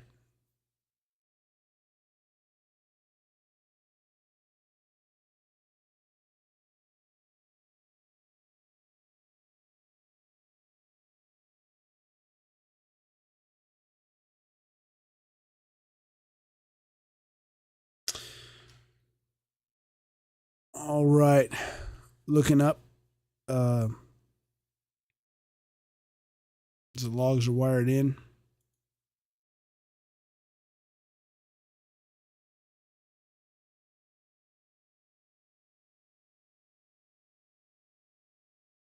A little reminder, I can't tell if this is what he's doing right now, but a few minutes before he had his laptop out. A little reminder that not only are these Aggies doing this thing, they have already also provided power, set up where the parking is going to be, uh, moved all the buildings, got power run to all the buildings, done all of the infrastructure work that prior generations didn't have to worry about because the university was taking care of that. Students have done all that, and they're still students. So when they're out there working in between work, they're running to Browns or running to Brown Shack, Reds are running to Hodel, or just grabbing some time in the back of a pickup truck, just squeezing in more of the responsibilities that they have. Not just as leaders of and executors of bonfire, but students. They're still students.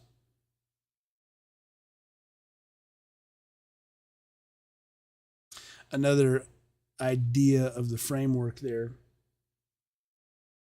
and you see how they kick the logs out.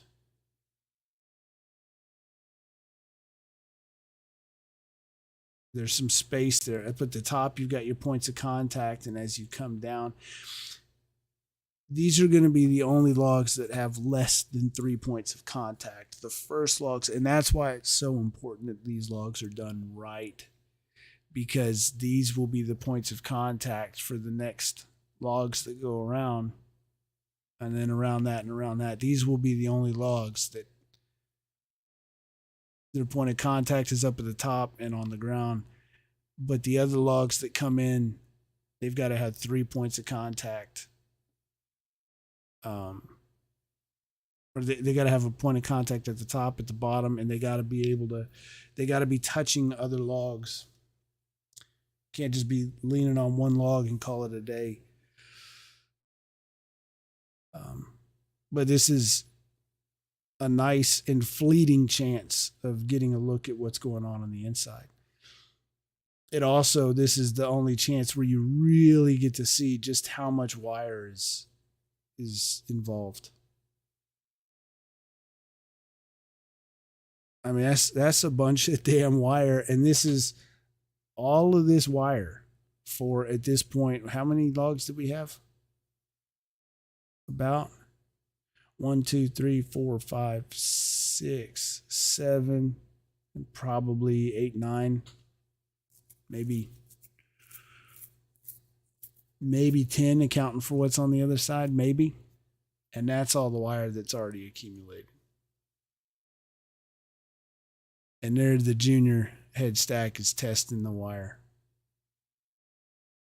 Testing the application of the wire, the tension. Don't want too much, don't want too little.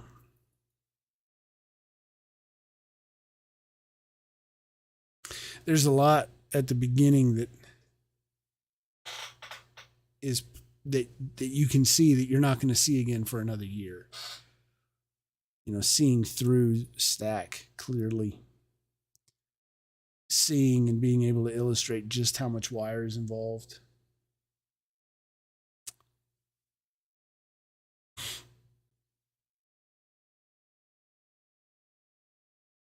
Now we're starting to get to sunset.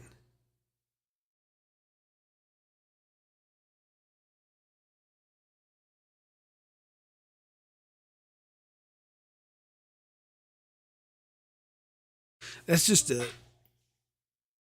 fun, wild, crazy experience in perspective.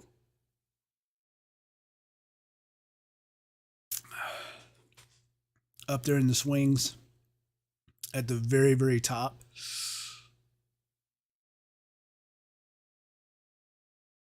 Not many people on earth get to see that.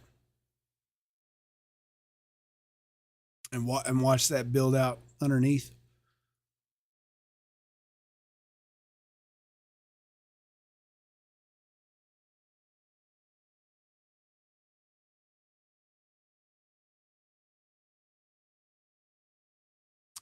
This is also towards the time of day where, in the process of getting these photos ready for publish, it's this is the time of day where it's tricky to figure out what the white balance is. So I don't bother too much with worrying about what it looks like on the back of the camera after I take the photo, because depending on where I am, the prevailing light is either going to be the sunset, which was beautiful, or if I'm standing over here, it's going to be the lights from the poles. So I'm not going to sit there and try and get the white balance so that it looks perfect on the back of my camera. I'm going to go back later and get the white balances right. I try to take a couple photos that I can reference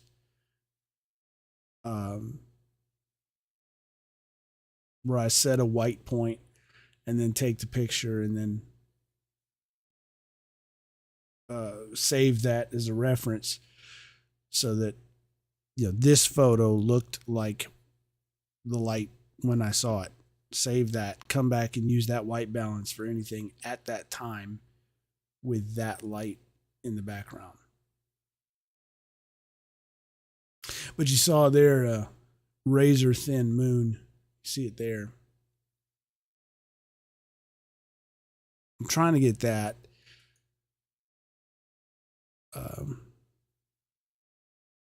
in between actual work.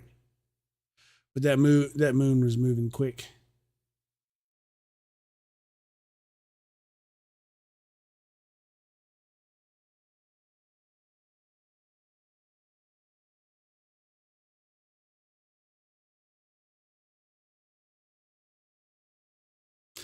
And now it's getting easy.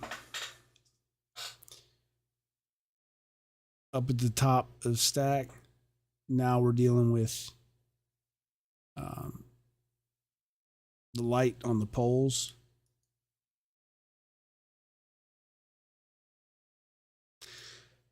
At this point, they're using trucks to get the logs up.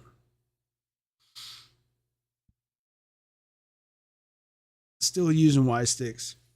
Still calling them up.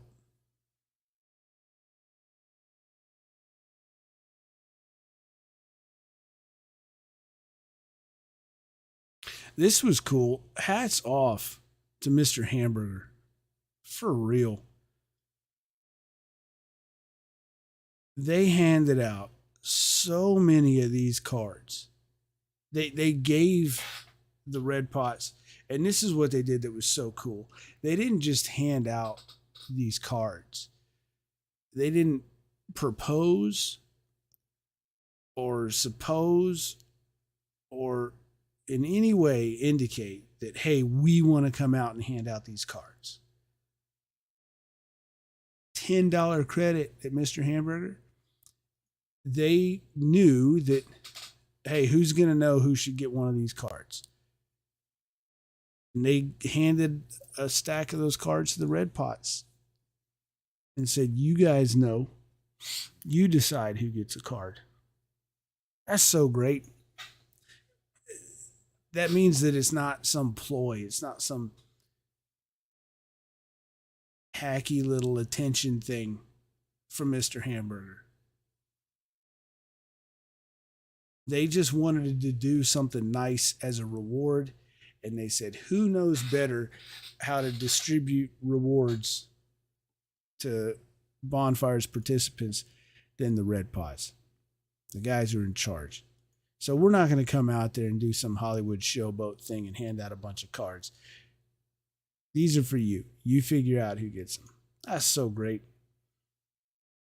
And it was an insane amount of cards. However many cards you think it was, it's more. That's really cool, Mr. Hamburger. So props to Mr. Hamburger. I'm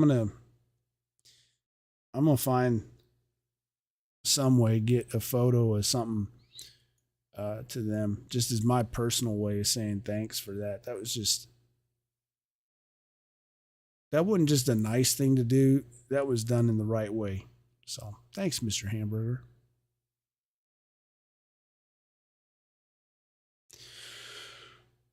Measuring. We'll talk about it more during stack with, full stack with everything rolling. But it used to be, there were a few different iterations. It used to be you'd just cut the bottom off the log and you'd throw it up. And then after everybody left, you'd go and you'd cut all the logs that you stacked to the right height. So you're up in the stack with the chainsaw, cutting all the levels to the right height in between shifts. And then they went to, all right, cut everything to the right length while it's on the ground outside of perimeter. And you got people running around outside of perimeter, measuring and cutting the logs. But they found that there was a lot of error introduced that way, where somebody would go out and they would just cut the bottom off a log and then measure 32 or 25 or 20 feet and cut it there, only to bring it into stack and realize that actually, if you'd have cut it, instead of cutting off the top 2 feet, if you'd have cut off the bottom 2 feet, then it would fit where we need it to fit. But now it can't, because you cut it outside, and it would have been more helpful if we had the log next to stack when we figured out where we wanted it cut. And so after a few years, they said, well, new policy, bring the logs in and we'll cut them next to stack, next to where they're supposed to go. If you notice here, he's dicking and topping this log before it goes up. And right here, very blurry. You see that? That's a GoPro. So I put a GoPro on a log and started filming it. And so I have footage of a tree's perspective of going into stack.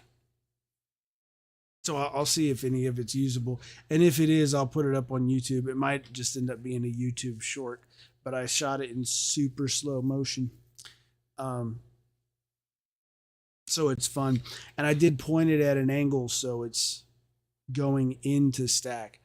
I didn't want to point it down because as I said before, and I posted a link on my website yesterday, in fact, that I want the first anybody sees the view of stack from up in the swings, I want the first time they see that to be the first time they do that.